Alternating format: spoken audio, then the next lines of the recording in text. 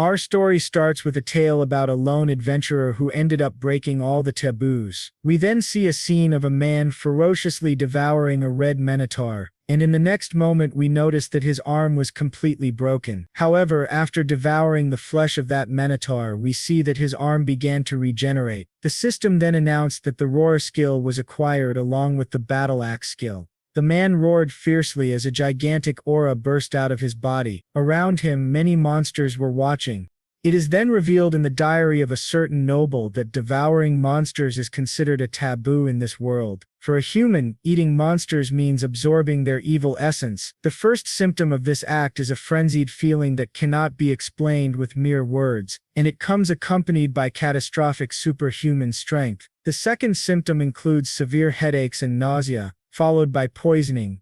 After all the creatures attacked the man, he ordered them to get out of his way immediately. Then it was explained that the third symptom was sudden death. The man was captured by the monsters, but with a fierce look in his eyes, he swore revenge on everyone. It was also mentioned that there was another possible outcome of devouring monsters, transforming into a monster oneself after consuming all their evil essence.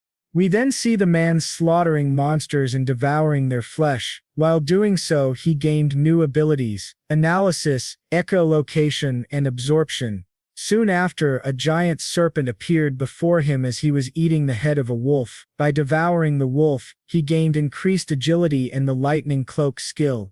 Activating this cloak, he electrocuted the giant serpent. After defeating it, he killed all the other monsters in front of him, acquiring the skills Poisonous Mist and Web Manipulation. However, after a long period of battle, he became extremely tired and thought that with this much power, he might finally survive. But just when he believed everything was fine, another horde of monsters appeared before him. Determined, he declared that he would definitely return alive. The scene then shifted to Bologna, a frontier city near multiple dungeons. Among them was one known as the Dungeon of Miasma. The air inside this dungeon continuously corrodes the condition of adventurers who enter it, which is why most adventurers hated the place. But our protagonist visited it often. Eventually, people began calling him the Butcher of the Miasma. He arrived before a field of miasma and said that it looked great, and that today would be a profitable day. He had reached the 6th floor of the dungeon. It was explained that the grasses growing within the miasma had the effect of purifying it, and also served as an irreplaceable source of income for him. He reminded himself not to take too much, only what he needed. After collecting, he said that the amount should last him 3 days. Suddenly, he noticed miasma rats nearby. It was explained that many of the monsters in this place used miasma and poison, which was another reason why adventurers disliked the dungeon. However, the protagonist said that such things had no effect on him. He then pushed through the toxic smoke and charged at the rats, killing one, but soon after 2 more leapt at him, forcing him into a fight with the massive rats. Suddenly someone shouted fireball and flames struck the rats, saving him from being devoured. A group of 3 adventurers appeared beside him. One of them claimed he had missed his shot, while another scolded him for not getting closer before casting. The protagonist recognized their faces from the Adventurers Guild.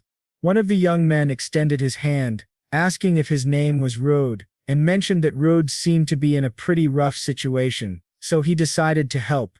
Rode, however, did not take the hand. He stood up on his own, though he did thank the adventurer. Still, he pointed out that he would have appreciated a warning before having a fireball hurled at his face. The man replied that shouting fireball was the warning. The large man in the group then noted that the miasma grass colony was really there, and the adventurers remarked how lucky they were to have found it. Rudder, on the other hand, was impressed that they were actually following him to find his collection point. However, one of them insisted that they were just adventurers trying to make a living in a dungeon, and it was only by coincidence that they ran into him and ended up saving him. They then mocked Rude, saying, as expected of the Butcher of the Miasma, he can't even properly thank us. Those 3 adventurers were already prepared to fight Rude, but realizing that the situation was not in his favor, Rude reluctantly apologized and with great anger forced himself to thank them. The scene then shifted to Bologna, to Rude's base of operations, which was a restaurant called Full Belly.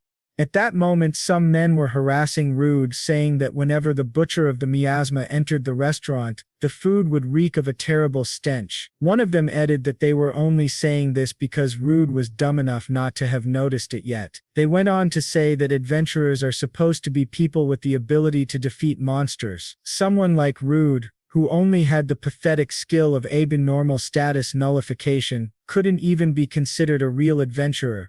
It was then explained what abnormal status nullification was. It was a unique ability, useful in exploring a miasma dungeon, for example. Unfortunately, it wasn't suitable for fighting monsters, which is a vital requirement for adventurers, because he lacked a combat-oriented ability. Rude was not welcomed into any party. That was why he had gained the nickname Butcher of the Miasma, since he was always found in the lower floors of miasma dungeons, scavenging for items. In other words, thanks to his worthless skill, he had become nothing more than a rejected adventurer. Rude reflected bitterly, saying that he was already a grown man, yet he was still fighting life-or-death battles against filthy rats. Well, those rats weren't exactly normal, but still. Later, lying in bed depressed, he wondered if he was doomed to spend his entire life as a cursed butcher of the miasma. The scene shifted again to the Adventurers Guild.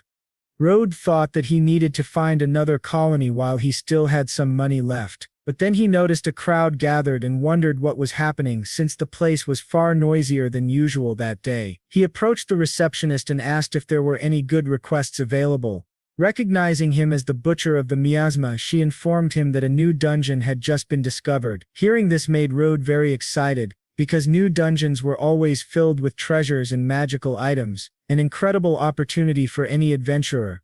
He immediately understood why so many people were there that day. However, the receptionist had more to say. She mentioned the miasma herbs that he always brought in and told him that from now on their price had dropped significantly. Shocked, Rude desperately asked why they had done that. She explained that the miasma dungeon had never been popular to begin with, and now that everyone's attention was focused on the new dungeon, there would be no demand for the herbs anymore. This left Rude extremely frustrated. She then explained that the new dungeon was located in the Avaliel Mountains, but Rude was not allowed to go there. He demanded to know why, and she told him that the requirement to enter a new dungeon was rank D or higher. Unfortunately, poor Rude was only rank E, which meant he wasn't qualified to enter. This enraged him, and he said he wanted to at least take a look inside the new dungeon, asking if there was any way he could. But the receptionist insisted that rules were rules, and that even if he went he would only end up dying for nothing. Suddenly a blonde man appeared and asked Rude if he really wanted to go that badly. If so, he could join their group as a porter. The scene then shifted to a carriage, where Rude was already traveling with them. The blonde man said it was fortunate that they had found Rude, because they had been searching for someone to carry the materials from the new dungeon, but no one had been willing to help them. Hearing this, Rude stayed silent, thinking that it was probably because all the guild's adventurers were rushing to join the new dungeon expedition, making it difficult to find a porter. The other two members of the group complained, saying that out of everyone, they had to end up with the butcher of the miasma, and wondered if they couldn't have found someone better. The blonde man told them to stop, pointing out that Rude was actually a veteran adventurer. In fact, it was far better to bring someone like him than a complete novice. The blonde man then introduced himself again. His name was Bayer, and he was the leader of the Scarlet Blades. The other two were Sasha and Rick, all three being D-rank adventurers.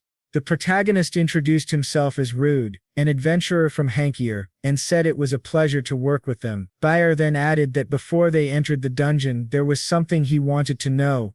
Bayer asked Rude about his status, and if he wouldn't mind showing his guild card. Rude then took out his guild card and handed it over.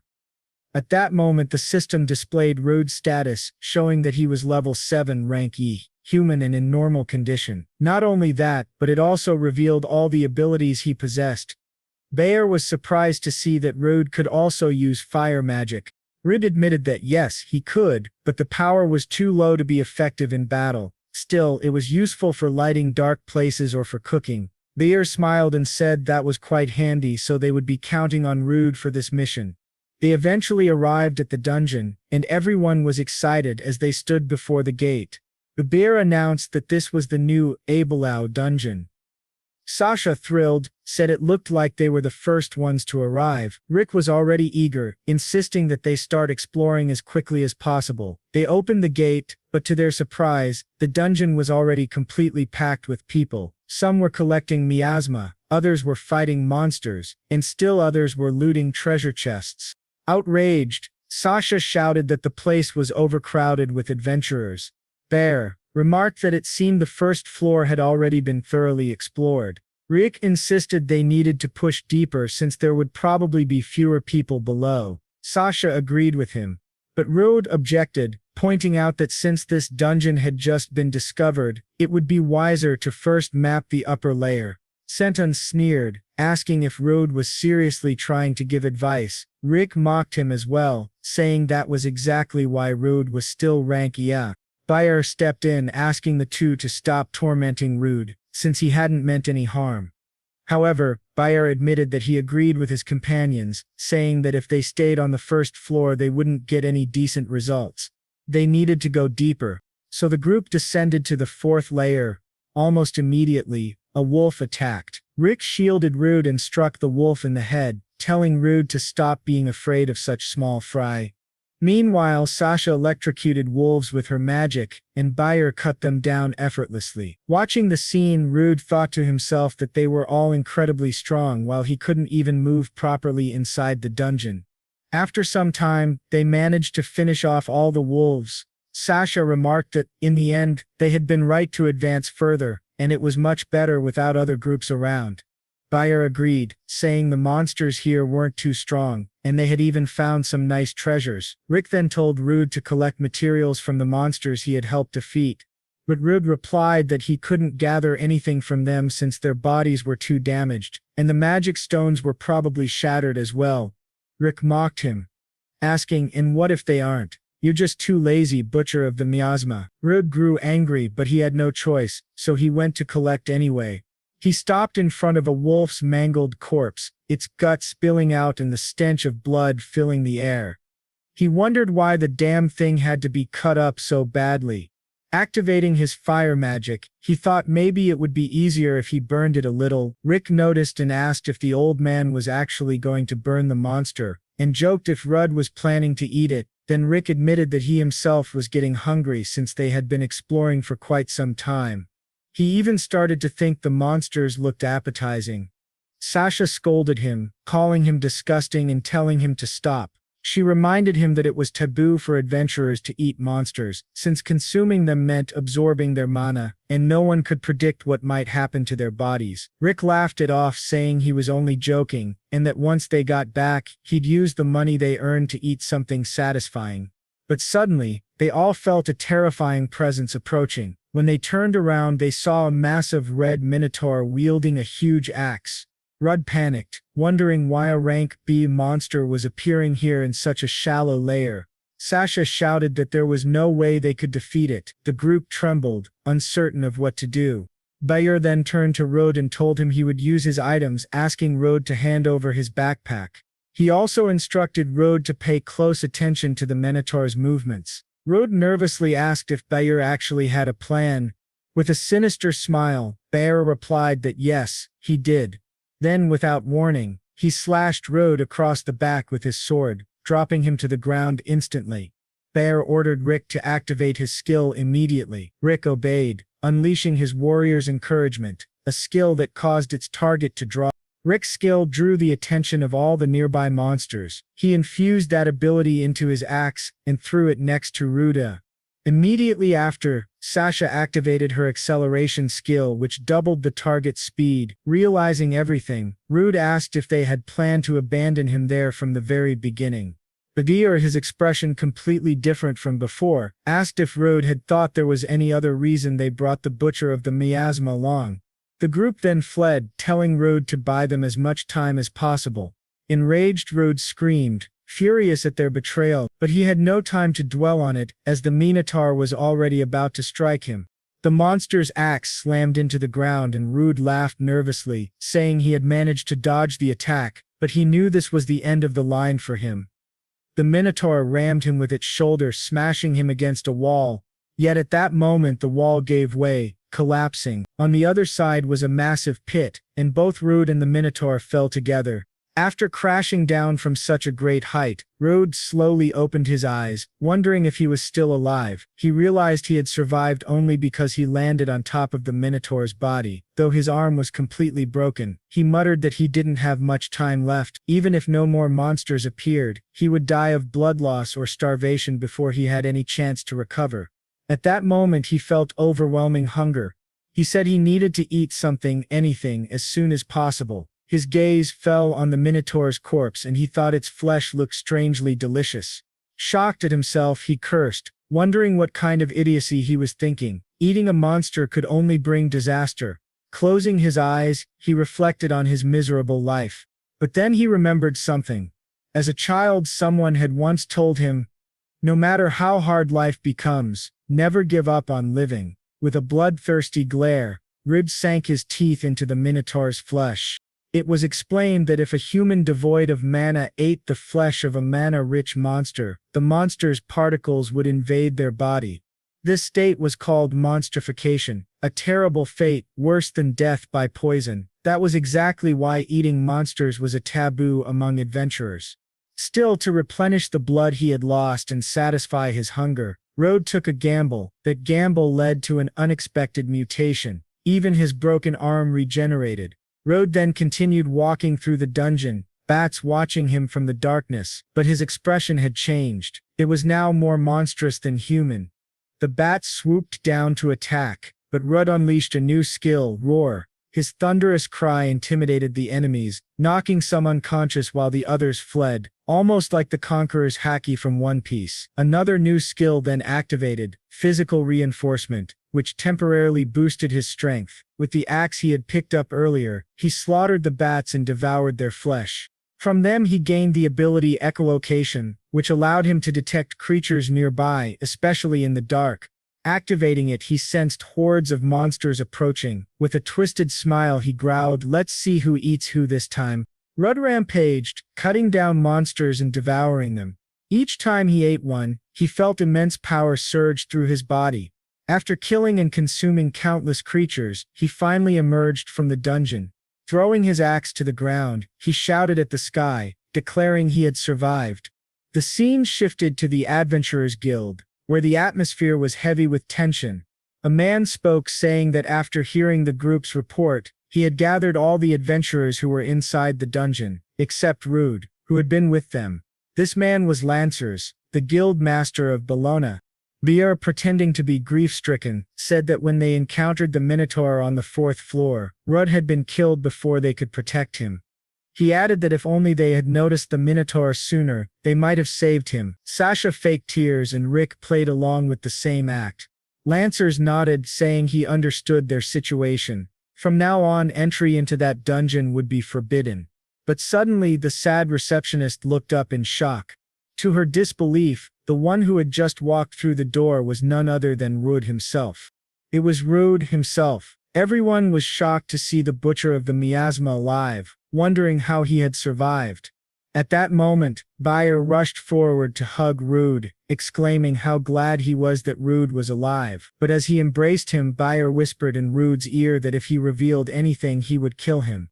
The rest of the group greeted Rude as well, asking if he was all right, if he was injured, and claiming they had been worried. They insisted that they had even tried to return to save him, but the dungeon gate had already been sealed. With feigned sincerity, Bier declared that, whatever the case, Rude had survived and that deserved a celebration, but not here. However, as Baccaria looked closer, he noticed that Rude could barely move.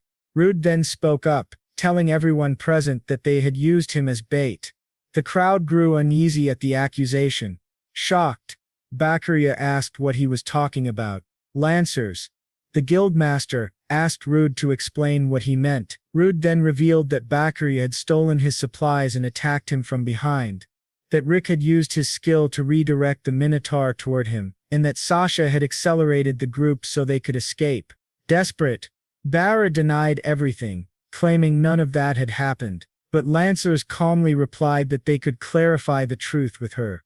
At that moment, a woman entered the guild hall, and everyone froze in fear. She was an officer of truth. Sasha asked, why an officer of truth, who almost never left the royal capital, was there. Lancers explained that due to the unusually high number of deaths among the porters in their party, he had called in an old favor to bring her here. He then asked the officer to determine who was telling the truth between Bayer's group and Rode. The woman declared that the members of Scarlet Blade were lying. Lancers raised his staff and confirmed that Rode was indeed telling the truth, leaving the adventurers in shock. Bayer lost control, shouting in disbelief, demanding how she could possibly know. Lancers explained that her ability was truth and it was impossible to acquire after reaching adulthood. Its effectiveness rivaled that of unique skills, and no lie could bypass it. What could be more reliable than the words of someone who had sworn to dedicate their power to the nation? Lancers then declared that abandoning companions was a grave taboo for adventurers. Worse still, Bagria's group had injured one of their own, using him as bait. Even without investigating their other crimes, this alone was enough to revoke their adventurer licenses, reducing them to slaves. Sasha and Rick panicked, insisting this couldn't be real. Barrett, enraged, cursed that someone like him could never become a slave, and if not for the officer of truth, no one would have discovered his plan. Consumed by rage, Barrett attacked her, but Rude immediately stepped in, shielding her and warning Bayer never to lay a finger on the officer of truth. He then punched Bayer squarely in the face, sending him flying across the guild hall. Everyone gasped in shock at Rude's overwhelming strength. The scene shifted to the visitors' chamber of the guild. Lancers apologized to Rude for troubling him, acknowledging he must be exhausted, but Rude reassured him that he was fine. Lancers explained that the three culprits had been captured by his men, and would now be interrogated. If it was confirmed that they were repeat offenders who had used porters as bait, the Scarlet Blade members would lose all possessions and qualifications as adventurers, becoming slaves. But since Badir had gone as far as trying to kill an officer of truth, it was likely he would never be seen again. Returning to the matter of rewards, Lancers said that the group had forfeited all profits they had made inside the dungeon. Instead, all of it would go to Rude. He informed him there were about 200,000 regen, and asked Rude to accept it. Rudd left the chamber with the money in hand, hugging it tightly with joy. He thought that this would cover a large part of his expenses, and that it would have taken him a long time to gather such an amount, even if he collected miasma every single day. To think that one could make so much money just by being an adventurer. It amazed him. He then realized that people had stopped insulting him, likely because they had witnessed what happened earlier, but that didn't mean they would suddenly treat him kindly. He also thought that if he kept standing out like this, people might begin to suspect his sudden growth in strength and abilities. So, he decided he would continue testing his luck in the miasma dungeon as before. Determined, he declared to himself that he was done being negative. At last he had earned good money, and from here on he was going to move forward. Reg now had money for equipment and food, and first he decided to take a look at the tool shop. While browsing, a bag caught his attention, and he thought he might grab something to eat as well. The next day, Rude returned to the miasma dungeon.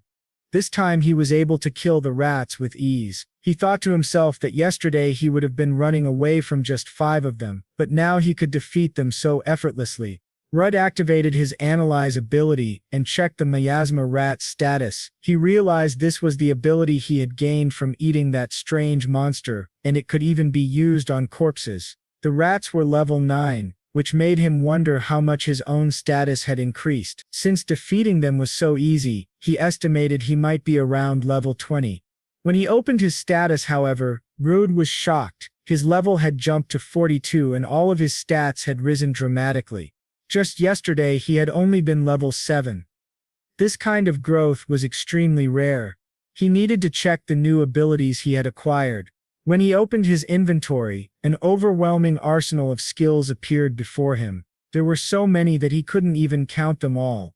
Excited, Rudd thought back to the broken wall he had fallen through in the dungeon, but it had already been sealed. Since the new dungeon would remain closed for some time, today he planned only a light exploration of the miasma dungeon.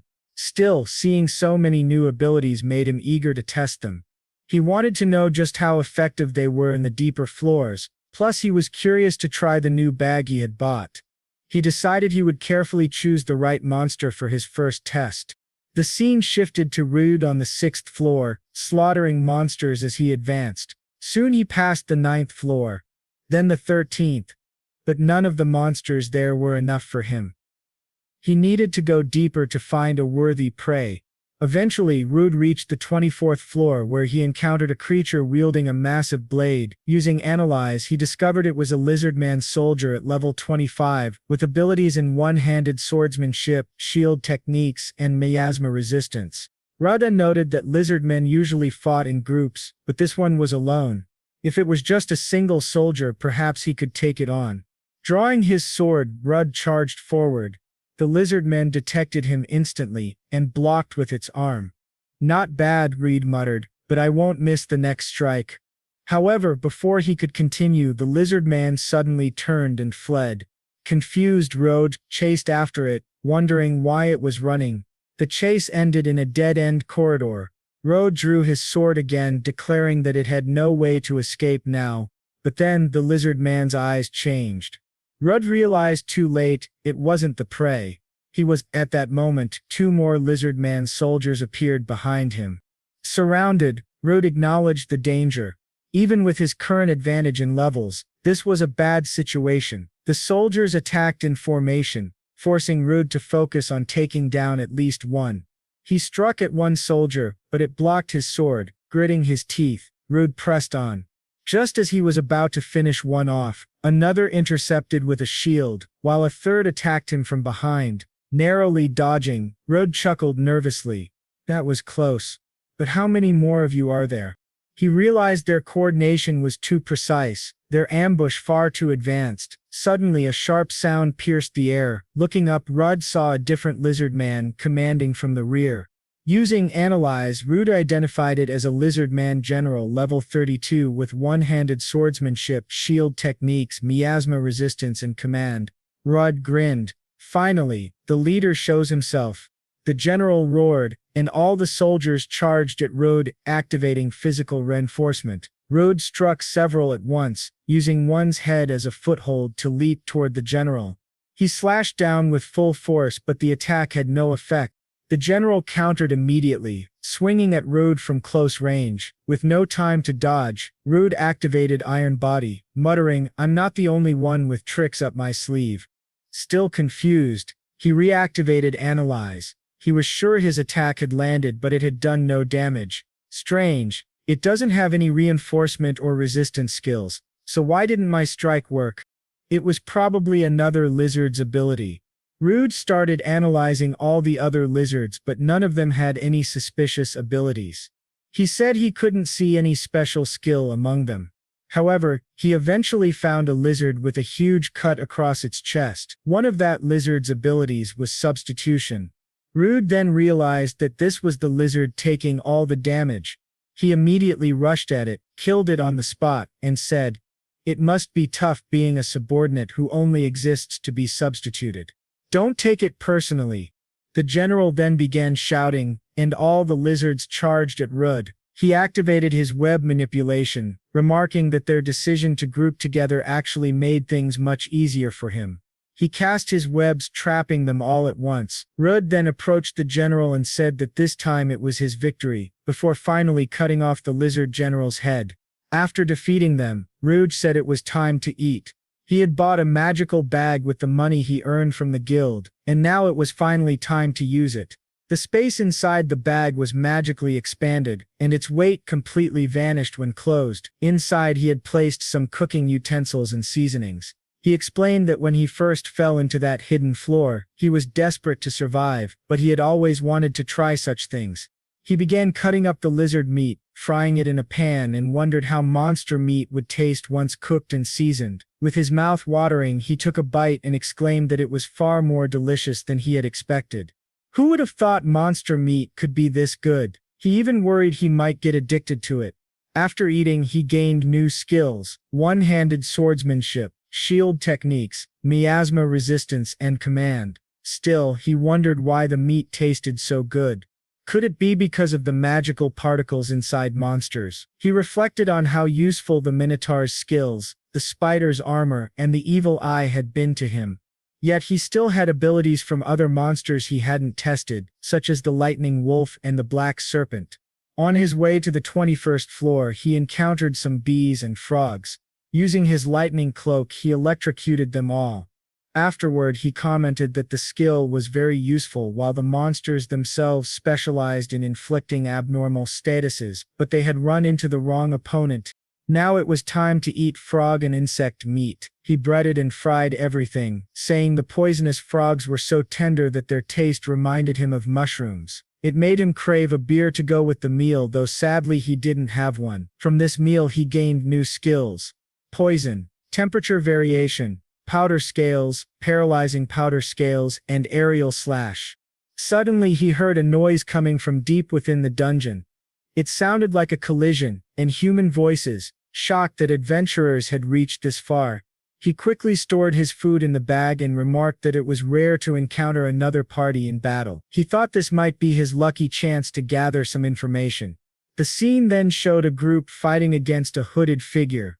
One of them said that her attack hurt too much and couldn't believe she still had so much mana left. Another replied that the trouble she caused would be worth it. He then pulled back her hood, revealing an elf. He sneered, saying, "Of course, an elf. I wonder how much she'll sell for on the black market." At that moment, Rude appeared and said he had been hoping to meet some friendly adventurers. He added that although he didn't know exactly what was happening, he couldn't just stand by and watch a woman being attacked like that. The man with the scar over his eye demanded to know who Rude was. Smiling, Rude replied that he was just an adventurer. The elf shouted at Rude to get out of there immediately, explaining that these men were adventurer hunters. Rude activated his analysis skill, recalling rumors that all of them were high-level adventurers. However, when he tried to analyze the scarred man, he couldn't see his full status. The only thing visible was his level 65. The others were level 52, 56, and 58. Rude realized they must be using obscurement skills or perhaps magical tools. The scarred man, clearly the leader, ordered his men to capture Rudd. His henchmen rushed forward, moving much faster than Rudd had expected. Even so, Rudd managed to defend himself with his sword. The blonde attacker smirked and said, "Not bad for a low ranker." Rudd mocked the man, saying that he was weak. The man grew angry and began attacking Rudd again. At that moment, Rudd activated his poison ability, spitting venom directly into the man's face. The man fell to the ground, screaming in agony as his face began to corrode. He shouted that Rudd was almost like a monster. The elf thought to herself that this was a reckless way of fighting, something unfitting for an adventurer, but for someone as desperate as him it was the only way to survive. The scarred man realized that Rudd had a unique poison ability and concluded that they couldn't underestimate him. He ordered the three of them to attack Rudd all at once. They charged at him, striking relentlessly. Rudd thought that if he stopped moving for even a single moment, he would be killed. He was caught off guard and was about to receive a kick to the face. However, just as the kick landed, Rudd activated his iron body skill. The blow still sent him flying into a river of miasma. The scarred man noted how tough Rudd was, surprised that his neck hadn't broken from the kick. Another one of the hunters said he would finish Rudd off right there.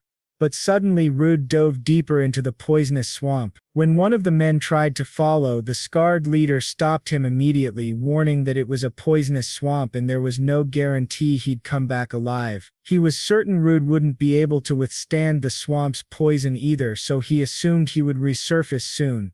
Time passed, and Rudd remained underwater in the poison. He wondered how long they planned to wait for him. After a while he thought, "It's time to fight like an adventurer. I was lucky to fall into this swamp. Not only did it contain the usual miasma, but the poisonous vapors around it would rapidly drain the stamina of the adventurer hunters." The hunters began to grow restless. One of them complained that more than 10 minutes had passed and his head was already starting to ache. Rudd thought it was time to end it. He would have liked to drag this fight out a little longer, but if he delayed too much, the elf would suffer even more. She was already badly injured. Finally, Rudd emerged from the poisonous swamp. He taunted them, saying the effects of the poison and miasma must have been quite rough for them. The men sighed with relief, saying he had finally given up. though he had already caused them too much trouble. Rode then revealed, smiling, that unfortunately for them, he was immune to abnormal status effects, so he couldn't understand the suffering they were experiencing. The scarred man immediately realized that Rudd had nullification of abnormal statuses. He also realized Rudd had tricked them. He ordered his companions to attack right away. They rushed at Rudd, but the swamp's poison continued to drain their stamina, and the accumulated miasma steadily weakened their stats. One of them struck at Rude from behind, but Rude activated his iron body again. Immediately afterward, he unleashed his lightning cloak, electrocuting the two hunters fighting him. As they screamed, he fried them both until one of them cursed, calling him a bastard. Rude then activated his new ability, Aerial Slash, cutting both of them down at the same time. The scarred man was shocked. Rudd had poison, iron body, lightning cloak, and even aerial slash. He wondered why a human possessed so many monster abilities. Rudd answered coldly that it was none of his concern.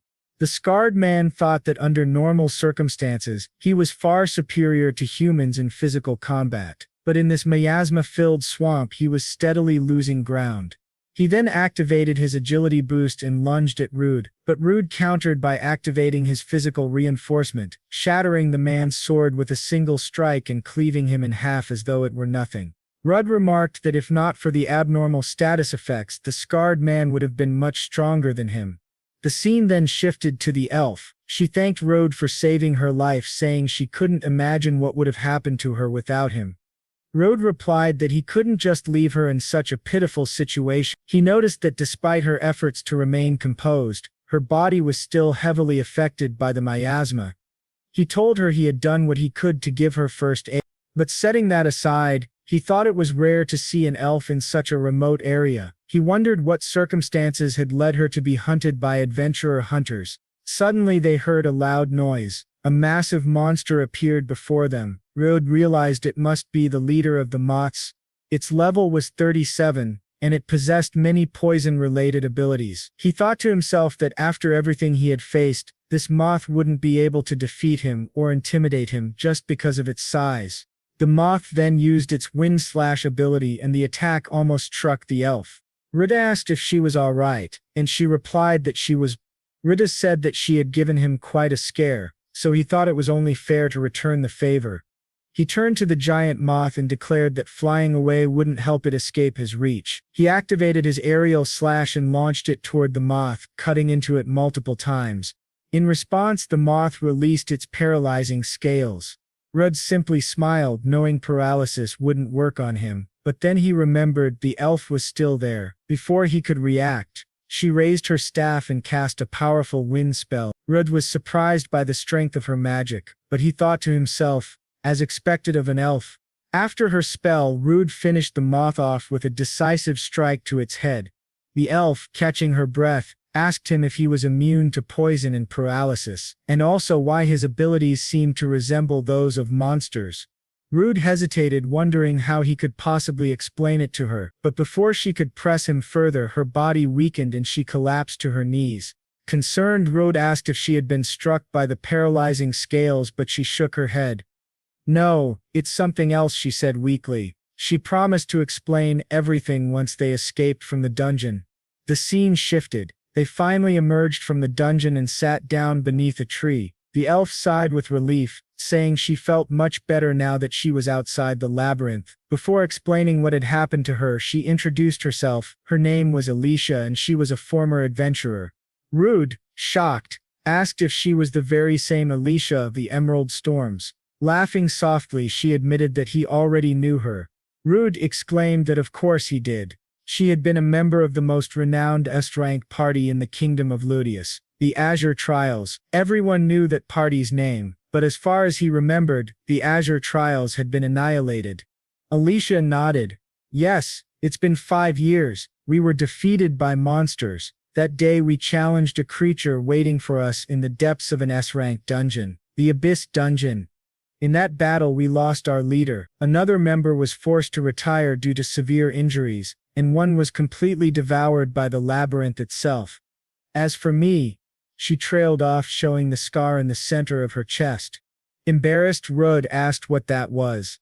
She explained that it was a curse placed upon her that day, a so-called low-level curse. Rode frowned, saying he had never heard of such a thing. Alicia agreed, saying she had never encountered one either. She had tried every possible method to break it, but the most she could do was slow its progression. She explained that the adventurer hunters had learned of her curse and tried to exploit her condition for profit. In any case, she said quietly, my life will end when my level reaches 0, but even so I couldn't bear the thought of surrendering to those men. Rude thought for a moment, then suggested that perhaps he could help her with the curse. He pulled out his guild card and considered one of his skills, substitution. This ability allowed him to select a target and take their attacks and negative statuses onto himself. He asked her if she would allow him to test something. Though she didn't fully understand what he meant, she eventually agreed. Rudder placed his hand on her shoulder and activated substitution. Alicia gasped as she felt the curse leaving her body, transferring into his. She begged him to stop, warning that he would become cursed instead, but Rudd simply smiled and told her to trust him. In that moment, the curse shifted completely onto Rude. He then activated his unique ability Nullification of Abnormal Statuses, shattering the curse entirely. Staring at his hand, he whispered that it seemed to have worked. Alicia, stunned, struggled to comprehend what had just happened. Rudd told her to check her guild card. When she did, her status had returned to normal. She could hardly believe it. The curse was gone. Rudd explained that this was his unique ability, Nullification of Abnormal Statuses. He had gambled on the idea that he could nullify a curse once he transferred it to himself, and thankfully it had worked. Calling him an idiot, Alicia demanded to know why he would risk so much for her, a complete stranger. But even as she scolded him, she thanked him deeply. Rudd gently comforted her, resting a hand on her shoulder. The scene then shifted to a bar. Alicia was in high spirits, laughing and drinking happily. She said the food there was cheap, and the beer was delicious. She praised Rude for knowing such good places. Embarrassed, he simply gave her a thumbs up, thinking to himself that the place really was nice, at least until they were eventually kicked out. He then asked her if she would be alright drinking so much, especially since only a few hours earlier she had been gravely wounded. Smiling, Alicia said she was ready for another round. Besides, on a day as good as this, why wouldn't I drink? They toasted, and Rudd asked what her plans were now. She replied that first she wanted to get to know him better. With a cute expression, she asked why he had decided to become an adventurer. Rudd explained that long ago his village had been attacked by monsters. Those monsters killed his family and friends and took everything from him. But thanks to an S-rank adventurer, he survived. A flashback showed that adventurer saving young Rude from a group of monsters. Rude said he would never forget that sight, and ever since then he had dreamed of becoming an S-rank adventurer himself, so he could help people in the same way that he declared was his greatest life goal. Alicia smiled and told him it was a noble dream. Rudd asked if she wouldn't laugh at him, but she shook her head. She explained that she too had once dreamed of reaching SAC rank and becoming stronger and stronger, at least until she was cursed. She also believed some of her comrades were still trapped in the depths of the Abyss dungeon. No matter what it took, she was determined to face that monster again. But for now, she said, we both need to grow stronger to reach our goals. She then asked Rude if he would like to form a party with her. Rude was taken aback by the sudden proposal. Before he could respond, the same men who had mocked him before appeared, grabbing Alicia by the arm. They sneered that Rude was drinking with a beautiful woman like him and invited her to drink with them instead. Rudd stood up, demanding they release her immediately, which only made them angrier. But before things escalated, Alicia ordered them to stop. She reminded them they were in a tavern, and if they wanted to fight, there was another way to settle it. The scene cut to the three of them sitting at a table, drinks lined up. Alicia declared, whoever drinks the most wins. And so, the contest began. As they drank heavily, the entire tavern cheered them on. Before long, the two men collapsed unconscious, while Alicia remained steady and victorious. Rudd gave her another thumbs up. Rudd told her she had done well, especially since she had already been drunk before the contest. But swaying, Ilya drunkenly insisted, "You're my savior. I haven't fallen so low that I'd just sit by and watch while my savior is mocked. Yet before she could finish, she passed out in Rud's lap. With a sigh, Rud said he had no choice. He activated his substitution skill, transferring her drunkenness onto himself. Alicia quickly woke up, surprised. Rud explained that he had taken her intoxication since he couldn't get drunk anyway. Laughing in amazement, she said, "First you took my curse, and now my drunkenness. Your ability is the most incredible thing I've ever seen.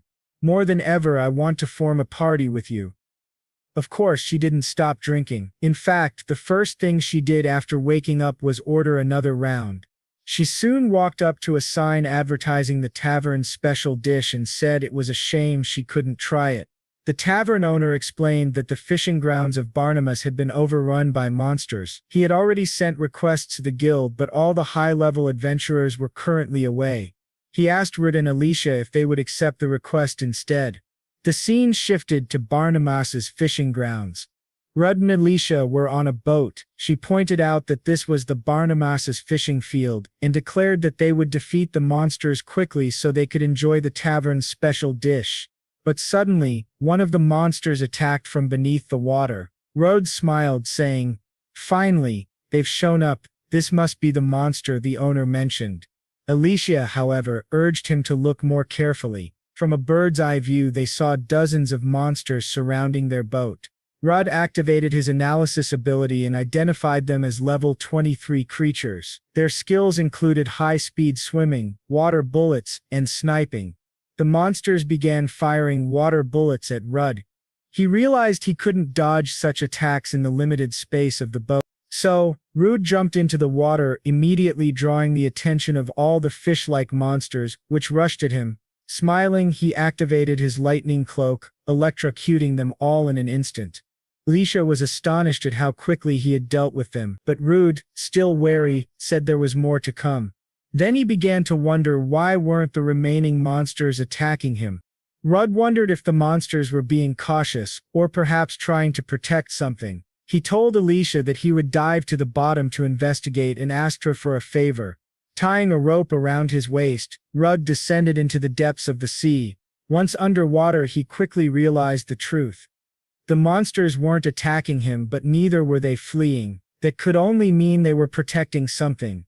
And then he saw it, a massive creature lurking on the ocean floor. Using analysis, Rud discovered it was level 38. Its abilities included paralysis poison, autonomy, poison resistance, and accelerated regeneration. Rud noted that the creature, called a anemone, was enormous, but it didn't resemble a sea anemone at all. Instead, it looked more like a hermit crab. Suddenly, a monster fish emerged from one of its tentacles, and Rud realized that was how it was spawning the smaller fish. If he didn't defeat the boss itself, killing its minions would be pointless.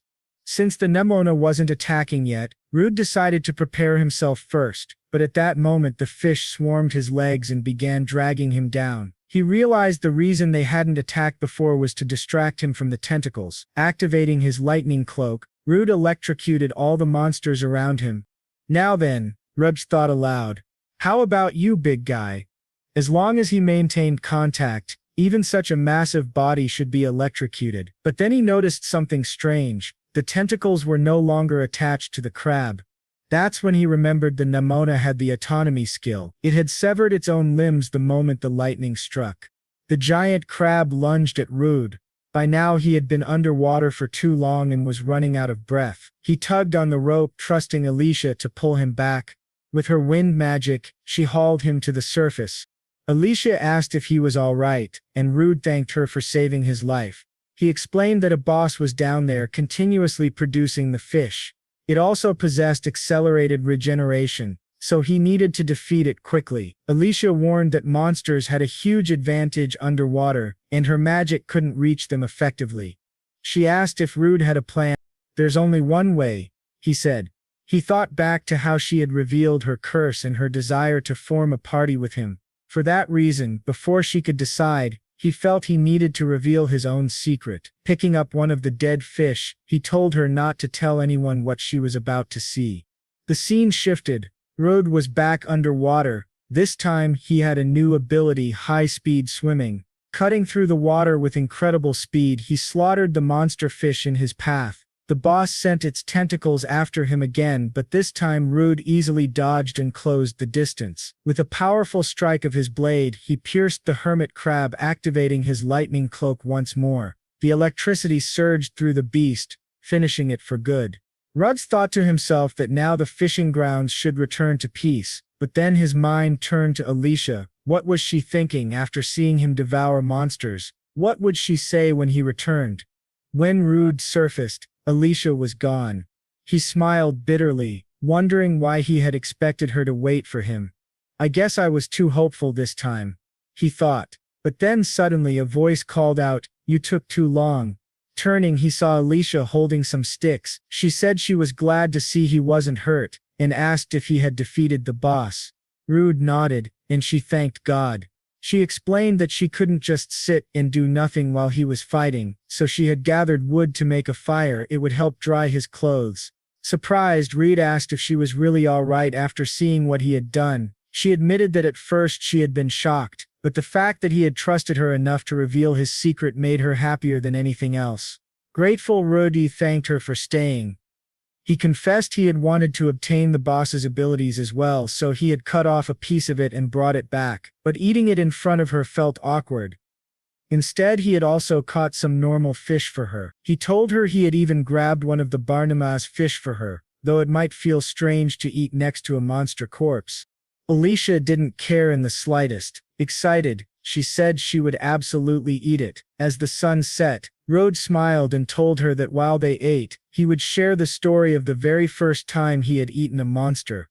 Later that night, Alicia was eating happily. Between bites, she laughed and said the meal was delicious. Alicia was surprised that Rude ate monsters and asked if that was the reason he had eaten his first one. Rude answered that it was thanks to that habit that a weakling hanker like him was able to take a step closer to his dream. Alicia smiled and said she finally understood. He had used that power to save her from the adventurer hunters, and from her curse.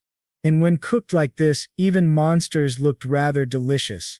Rode had prepared jernib fillets and sautéed tentacle miso. Smiling, he said that monsters were surprisingly tasty. He admitted that he didn't really need to eat jernibs anymore, but he cooked them anyway and asked if Alicia wanted to try some.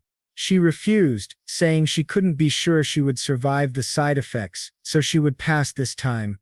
However, she asked him once more if he would join her party.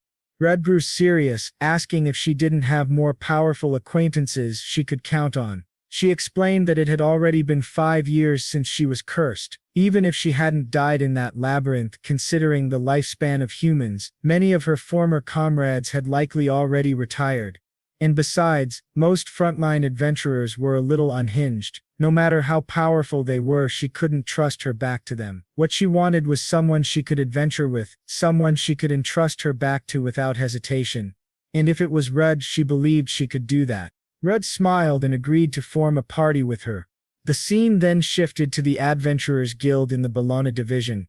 Alicia was full of energy, excited about preparing for their first quest together. Rude doubted they would be able to get a good job since one of them was a hankier. Alicia admitted he was right but said she already knew what she wanted. They approached the receptionist where Alicia announced they were forming a party starting today, and asked if they could be registered. When the receptionist saw Alicia's adventurer card, she was shocked to learn that Alicia was an S-rank adventurer, the famous Emerald Storm Alicia. Her unique ability was spirit magic, not to mention the countless other abilities she possessed. The receptionist, still stunned, asked why someone like her would form a party with the miasma butcher. At that, Alicia's expression darkened, and the woman quickly corrected herself, embarrassed, saying she understood. Alicia then said she also wanted Rudd's rank to be raised and asked what requirements he still lacked. The receptionist checked some papers and explained that Rudd already had enough achievements. The only thing missing were combat accomplishments. Alicia then requested the hardest subjugation mission available so they could complete it together. The receptionist agreed, saying that at that very moment, there was a mission to exterminate a pack of gray wolves. The scene shifted to the outskirts of Bologna. Rude was already moving stealthily among the wolves, picking them off one by one, but then one of the wolves howled, summoning reinforcements. Rude told Alicia that the newcomers were all hers. She nodded, summoned her spirit, and called forth Sylphid. She asked the spirit to lend her its power and Rude was stunned. That was her unique ability, spirit magic. With a single command, she unleashed a razor-wind gale that tore through the wolves in front of her, slicing some clean in half. Rude thought to himself that her power was overwhelming. Dodging something like that would be impossible. Alicia commented that her strength was still being hindered by her curse, and Rude thought he couldn't even imagine what her full power might be like. Just then, several wolves ambushed Rude from behind. He realized there were still far more of them hidden, and he wouldn't be able to block the attack in time. At the last moment, Alicia called out to Sylphid. In an instant, Rude vanished from the wolves' reach. Looking up, the wolves saw the two of them hovering in the air. Rude was overjoyed. "You can even do this," he exclaimed, thanking Alicia for saving his life again, but she told him that if he wanted to thank someone, he should thank the little spirit. Still, she warned, they couldn't let their guard down. She had spotted about 5 more wolves hiding in the bushes, and likely many more nearby. Rudd said that it was his turn now, and activated his echolocation. He announced that there were about 30 wolves in total, and with the ones they had already defeated, they could finish the mission in one strike. He asked Alicia to focus her attack on the spot he would indicate. He thought to himself that echolocation lost accuracy in open areas, and even Alicia couldn't aim at multiple targets at once, but if they attacked in a circle they could herd the gray wolves into one place. Alicia nodded and said, "All right." She had already done her part, so the rest was up to Rude. Rudon appeared in the middle of the wolves with glowing red eyes, and activated his paralysis breath, causing all the wolves to collapse to the ground. The scene shifted, and it was nearly nightfall. By then he had killed a total of 52 wolves. Alicia said she couldn't believe they had encountered so many in just one day. Replied that perhaps their numbers really were.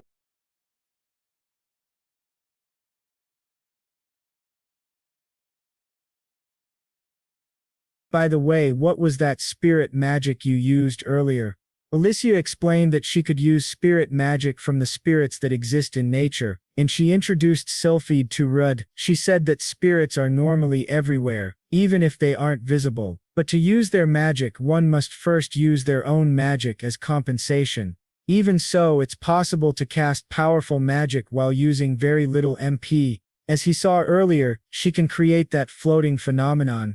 Rude said he had never heard of a wind spell as strong as that. At that moment Sylphid was pulling Rude's hair and Alicia laughed at him, saying that Sylphid loves to play pranks. The more he complains, the more she'll enjoy it. Alicia then said that it would soon be night, so they needed to return quickly, and this time they would fly back. While they were flying, Rude was having fun, saying that it was really cool, and asked Alicia what other types of magic she could use. She replied that she specializes in water, ice, light, and earth magic, but she's not very good with spirits of darkness and fire. If a spirit isn't compatible with you, it will demand a huge amount of mana, or it might not even lend you its power at all. This showed that Sylphid really liked Rude.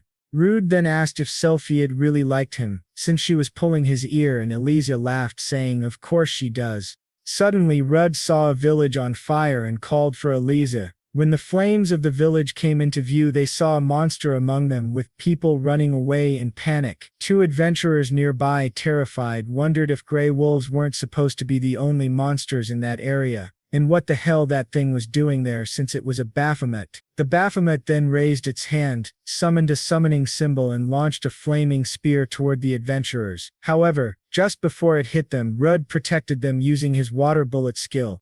Alicia asked if the 2 were okay, and they said yes. She then said that from now on she would handle the monster and asked them to summarize the situation. Meanwhile, Rude analyzed the creature. Its abilities included basic fire magic, echolocation, increased mana recovery speed, basic earth magic, and mental reinforcement. Rudd thought that even if the Baphomet's level was lower than that of the Lizard General, its stats were on another level. That meant it was different from ordinary monsters. The Baphomet then summoned 4 fire spears. Rude noted that it used basic fire magic. He said that his own fire magic was weak, not something he could use effectively in battle, but if he could eat that monster's meat, he might gain the ability to use fire magic in combat as well. That thought made Rude excited. When Rude tried to attack, the monster blocked his strike using its iron claws. Rude said he would try using brute force, but the Baphomet quickly fired more flaming spears at close range. Rude barely avoided the attack in time. Elysia asked if he was okay, and he said yes. Rude realized that the monster had fired 2 spears and kept the other 2 in reserve, ready to use them defensively. He thought to himself that the Baphomet was going to be a very tough opponent. Elysia said it looked like the creature had raised its guard and suggested they exchange information while they still could. She explained that the villagers hadn't all evacuated yet, though she had already asked the people they met earlier to help with the evacuation. Still, she wanted to minimize collateral damage to the village, which meant she couldn't use powerful magic to defeat it in one strike. Rude thought that Elysia must have run low on magic power because of their earlier battle and long journey, so they couldn't rely too much on her spirit magic. He decided he had to act quickly, but Elysia told him to leave it to her and just trust her. Rude then thought that no matter what happened, he needed to keep moving forward. He charged toward the Baphomet again, even as the monster fired flames at him, while Elysia supported him from the rear using water magic. Rude noticed that she managed to cancel out the Baphomet's spell with an opposing one of equal power. However, the Baphomet suddenly conjured several stones and hurled them at Rude. Elysia shouted for him to keep advancing. Rude raised his sword and sliced the stones in half. Now there were stone fragments of the same mass, and Elysia was maintaining her magic while avoiding collateral damage. Her mana control was incredible, as expected from a former rank S adventurer. Rude then jumped forward, activated his physical reinforcement, and cut off Baphomet's fingers. When the Baphomet tried to attack Rude with its other hand, Elysia fired a burst of flames directly into its mouth. After hitting it, she asked mockingly how it felt to taste its own power. On the other side of the flames were the villagers and the 2 adventurers. One of them said, "That explosion earlier and that terrible scream. Could it be that the adventurers managed to defeat the monster?" The other adventurer replied, "I'm really sorry. If I weren't injured, I could have stayed behind to help them." At that moment, Elysia appeared and thanked them for helping with the evacuation. The red-haired man asked if she was okay and she said yes. The Baphomet had been defeated. However, she added that even though she landed a fatal blow, the monster somehow survived, so it might attack again. They needed to go after it as soon as possible. That was why she had a small favor to ask of them. The man said that as long as it was within their ability, they would do anything. Elysia then asked if they had a bit of food to share with her since she was starving and feeling dizzy. The scene then shifted to the forest near the village, where Rude was with the Baphomet's body. Elysia appeared, saying that she had returned. Rude asked how the villagers were and she said that it seemed everyone had managed to evacuate safely, thanks to those adventurers. She also told Rude that she had informed the villagers they were going after the Baphomet so no one would suspect that its body had disappeared. Rude apologized, but she said it was fine. Then Rude mentioned that the Baphomet's meat looked really delicious. Soon after, he had already made Baphomet soup. He said he was just going to add a bit of Artemis and ginger. After seasoning it, he tasted the soup and commented that it had a strong goat flavor, but aside from that, it was delicious. By eating it, he gained new abilities: basic fire magic, basic earth magic, mental reinforcement, iron claws, and increased mana recovery speed. Elysia admitted that it did look delicious, but said that watching someone eat a humanoid monster was a bit too strange. Rude thought she was right and it was a little scary that he was already getting used to it. At that moment, a few boar-type monsters appeared. Rude said there were too many monsters in that area, and since they were already there, it was time to test his new combat magic. However, when he tried to cast a fire spell, nothing happened. The boars activated their quick step ability and charged straight at Rude, knocking his soup onto the ground. Elysia commented that she thought he would be able to use magic now, but since she was low on mana, she wouldn't be able to help much in that battle. Rude, clearly frustrated, said that this was unforgivable. They had spilled his soup. He had drained blood, removed filth, and done all that work just to eat, and now it was ruined. Furious, Rudd said that since he had gone to such trouble seasoning the Baphomet meat to perfection, the boars would now take responsibility by becoming his next meal. Just as he was about to charge at them, Eliza stopped him, telling him to calm down. She explained that the ability the boars had used, Quick Step, increased their acceleration power, which made their attacks considerably stronger. Even though this ability favored them in close combat, Red and Eliza should fight from a distance to avoid being caught in their range. In other words, they needed to run immediately. After running, they managed to hide at the top of a tree. Elysia said it seemed they had managed to shake the monsters off. Then she brought up the topic of the fire magic that Rudd had failed to cast earlier. Rudd said that he had never had problems activating the skills he acquired, at least not until now. Elysia suggested that he check using his analysis skill. When he did, he saw the abilities Basic Fire Magic and Basic Earth Magic listed, along with the note that he should instinctively comprehend them. Elysia then said that if he still couldn't use them, there was only one explanation: his brain was too limited to understand the magic. Rudd asked if that wasn't a little cruel for her to say, but Elysia replied that even so, he should be able to use at least a weak fire spell, so that wasn't a good enough reason for him to be unable to use it. She then added that perhaps to use magic derived from monster abilities, he needed to learn how to manipulate his mana properly. Rudd realized that it wasn't just about having magic power, he also needed to control and direct his mana. He didn't really understand much about mana, but he thought it might be similar to absorbing monster abilities. Rudd said he could try that. He stretched out his hand and tried to remember what it felt like the first time he ate the Minotaur's meat. He recalled feeling an explosion of power inside his body, as if he could project that energy outward. At that moment, Rudd opened his eyes. He had finally managed to use fire magic. He realized that as long as he could feel the mana, he could use it as if it were part of his own body. With that, he unleashed flames upon the boars. The scene changed, showing the spirits of the boars ascending into the sky. Rudry was already preparing their meat to eat. He apologized to Elysia for making her wait, but she told him not to worry. She knew it was something he needed to do, even though he was making quite an irritated expression. She explained that to use his magical abilities he needed to use mana, not magic power, and since his mana didn't seem depleted from that previous attack, she believed he could continue using it. Red then said that when he felt the mana spreading through his body, he immediately understood how to use his abilities. If mana could replace magic power, then perhaps he could use it to strengthen his body and weapons. Among adventurers, many chose to refine their magical skills, and most preferred close-range combat. By circulating magical energy through the body, their physical abilities would also improve, and if they used weapons, their attack power would increase significantly, even allowing them to release magical slashes. Elysia said she understood that, explained why he couldn't use his abilities earlier since he didn't have much magic power left. Rudd agreed, saying that was exactly it.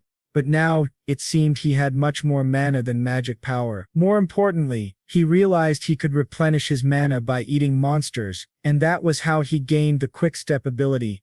Elysia thought about it and said that, in other words, he could absorb mana through food and even store it within his body. But most importantly, she added that those pork ribs looked really delicious. Rudd noticed Elysia drooling and asked if she wanted to eat some too. Embarrassed, she quickly said no. Suddenly they heard a loud noise and wondered what it was. At that moment, a gigantic boar appeared in front of them. Rudd said it was probably the leader of the boars. However, the monster was incredibly fast. It was already right in front of them. Rudd managed to save Elysia at the last moment. She realized that by the time she sensed the distance between them, the monster had already closed it, and she wondered what was going on. She thought to herself that they weren't inside a dungeon, so why were there so many monsters here?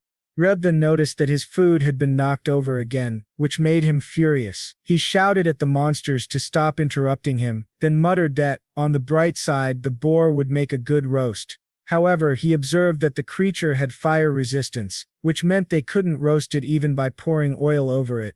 Rudd analyzed its stats and noted they were very high. He activated his basic earth magic ability, thinking that the creature only had quick step and fire resistance.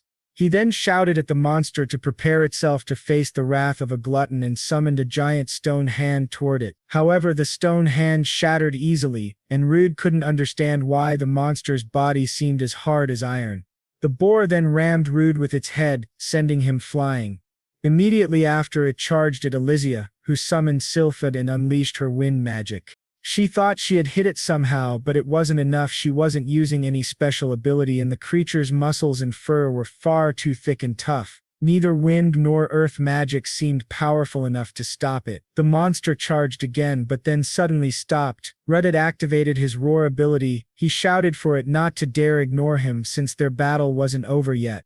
He realized he couldn't use Quickstep or Iron Body at that moment. If he tried to turn this into a battle of endurance, there was a chance the monster would target Elysia instead. He didn't have any single ability powerful enough to bring it down in one hit. However, he noticed that the boar only seemed capable of charging straight ahead. Rudd closed his eyes and said it would be the first time he'd try this. Raising his sword, he thought about it carefully. First, gather mana from within his body, then imagine it flowing into the blade. As the monster closed the distance, Rudd swung his sword, slicing the boar clean in half, something that even surprised Elysia. Shocked, she asked if he had used mana to enhance his sword, even though he'd never practiced that technique before. Rudd said he tried it because he felt like he could. His mana had been overflowing. But right after that, Rudd's sword shattered into several pieces, leaving the poor guy devastated. Desperate and depressed, Rudd said that he had used the sword a lot, so there wasn't much he could do. Elysia said it seemed the sword couldn't handle the amount of mana he had infused into it. She explained that a weapon is practically an extension of an adventurer's body, so she was sure he must be very sad about the loss. Rudd replied that in any case they should call it a day, but before that he wanted to take some meat from the giant boar. The scene then shifted to the miasma dungeon, on the 7th layer, where a group of adventurers was struggling against miasma rats. After defeating them, they mentioned that these were a superior species known as great miasma rats, and they were tough opponents to beat. One of them said that, even so, the rats weren't a match for them. Suddenly one of the adventurers stopped talking, and the others asked what was wrong. He said it was nothing, he just thought he heard someone's voice coming from deeper inside. Another adventurer then asked why there would be a staircase in a place like that. They wondered if it could be a secret passage, and decided to check it out. Upon descending the stairs, they found a treasure chest. One of them said it didn't look like a trap, while another wondered what could be inside. When they opened it, they found a beautifully crafted sword. They were amazed, saying it looked incredibly powerful. They could even feel magic emanating from it. They figured they could sell it for a lot of money. One of them asked if it might be cursed, but another told him to stop being so pessimistic. After all, they hadn't seen the miasma butcher for a long time and had been struggling without an easy way to make money, so maybe this was a blessing sent from the heavens to reward their hard work. They all agreed, saying they had been adventuring all night, so it was probably a blessing. However, one of them mentioned that he heard rumors about the miasma butcher, that he was now traveling with a beautiful elf. The others laughed, saying he was full of himself and that next time they saw him they'd teach him a lesson and put him in his place. Still, the chubby guy in the group seemed uneasy about the sword. Before the scene ended, the sword whispered faintly, telling him to kill them all. The scene then switched to the frontier city of Bologna. Rode mentioned that regarding his new sword, he was thinking of asking for some advice from a blacksmith he knew. So he and Elysia went to a weapon shop run by a man named Dowan. Dowan examined Rode's broken sword and said that for a sword he had personally forged to break like that, brute force alone wouldn't be enough to cause such damage.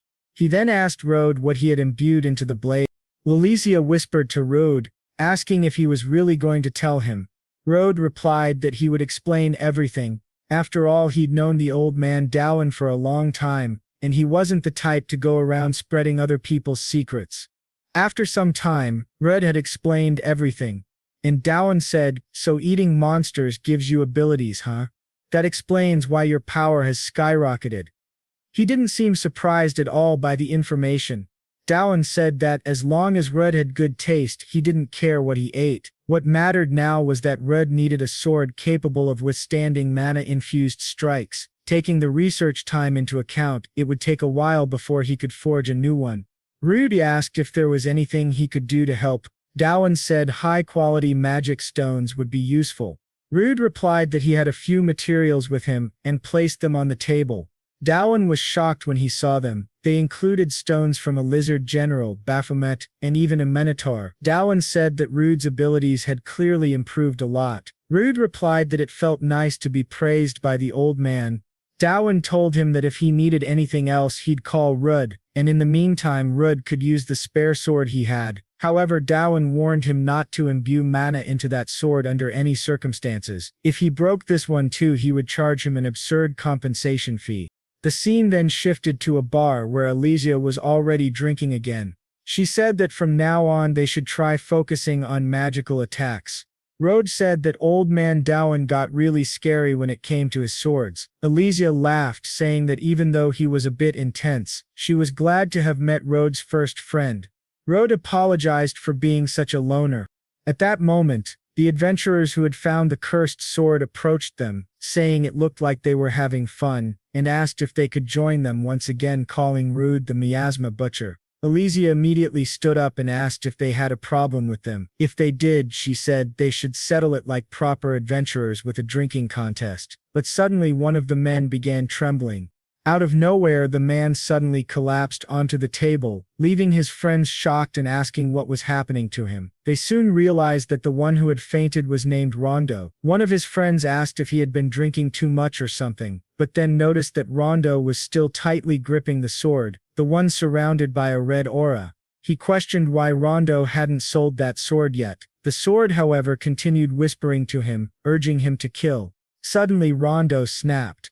He shouted for his friend to shut up, and in a frenzy, attacked him, slashing his chest open without warning. Immediately after, Rondo turned toward Elysia and charged at her. Just as he was about to strike, Rude jumped in front of her, blocking the attack and saying that this wasn't going to end like a simple drunken brawl. Rude thought to himself that something was seriously wrong with Rondo. The other adventurers stood up, shouting, asking what the hell he thought he was doing, attacking people in the middle of their celebration. Several adventurers in the bar tried to restrain Rondo, but the sword cut through all of them at once. Then the sword, almost as if it had a will of its own, whispered that it was sorry for what was about to happen, but it would destroy everything in front of it. Elysia quickly cast a powerful spell at Rondo, blasting him through the wall of the tavern. The poor tavern owner watched in disbelief at the destruction, but Rondo stood up again completely unharmed, as if nothing had happened. Rod asked Elysia if she had held back during her attack, and she replied that an average adventurer shouldn't be standing after being hit by that kind of spell. Rondo then screamed that he would kill them all and charged again. Rode realized the situation was getting worse. Elysia called out to the others, telling anyone with healing magic to focus on the wounded. Meanwhile, Rode analyzed Rondo using his ability and discovered that he was under a madness status. He had entered a berserker mode, and compared to his normal self, all his stats were drastically higher. Elysia told Rode to move aside, saying that this time she would use her full power. She launched another spell toward Rondo. But to her shock, the sword absorbed it completely, nullifying her magic. She warned Rude to be careful, saying that the sword was clearly cursed. Rude then asked if Rondo was getting stronger by absorbing magic. Rondo's body began to distort, dark red tentacles spreading from him as he charged at Rude. Rude managed to block the blow, though it was incredibly strong. He countered with several strikes but noticed that the red tentacles were regenerating his wounds instantly. He thought to himself that if Elysia tried to support him with magic, the sword might absorb it again. If she really wanted to help, she'd need to find an opening and deliver one decisive strike.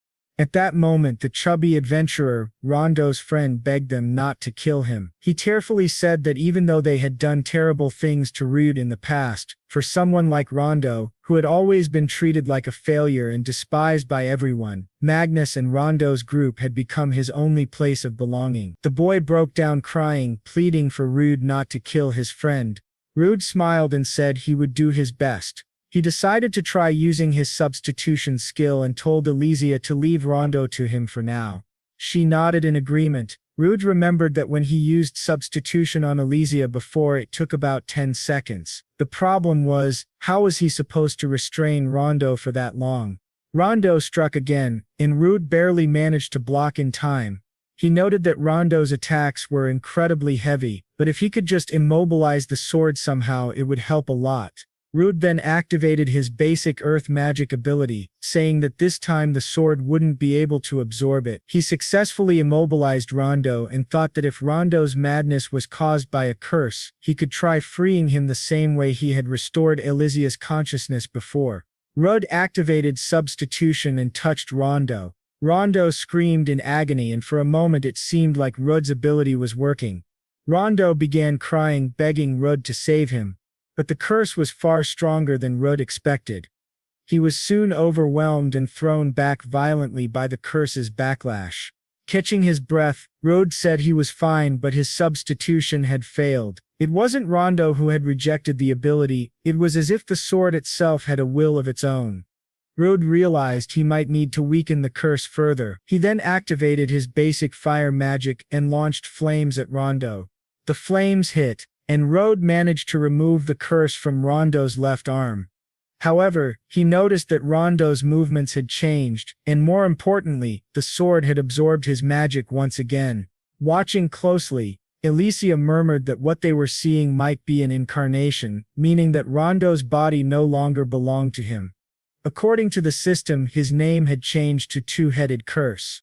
The curse quickly charged toward Rod, but he managed to dodge just in time. The two clashed again, though Rod soon took a heavy blow to the face, realizing that the curse was far too fast. Not only was it fast, but its movements were sharp and efficient, just like those of a highly experienced warrior. While Rod was still processing this, the curse suddenly appeared behind him. At that moment Elysia arrived, saving Rude from another devastating strike. She aimed at the curse's chest and unleashed a powerful spell straight at it. She then said that it seemed she would have to interfere a bit in this fight after all. Rude thanked her for saving his life and admitted he hadn't realized she could fight at close range. Elysia replied that a mage who becomes useless when the enemy gets close is nothing but a burden to the team.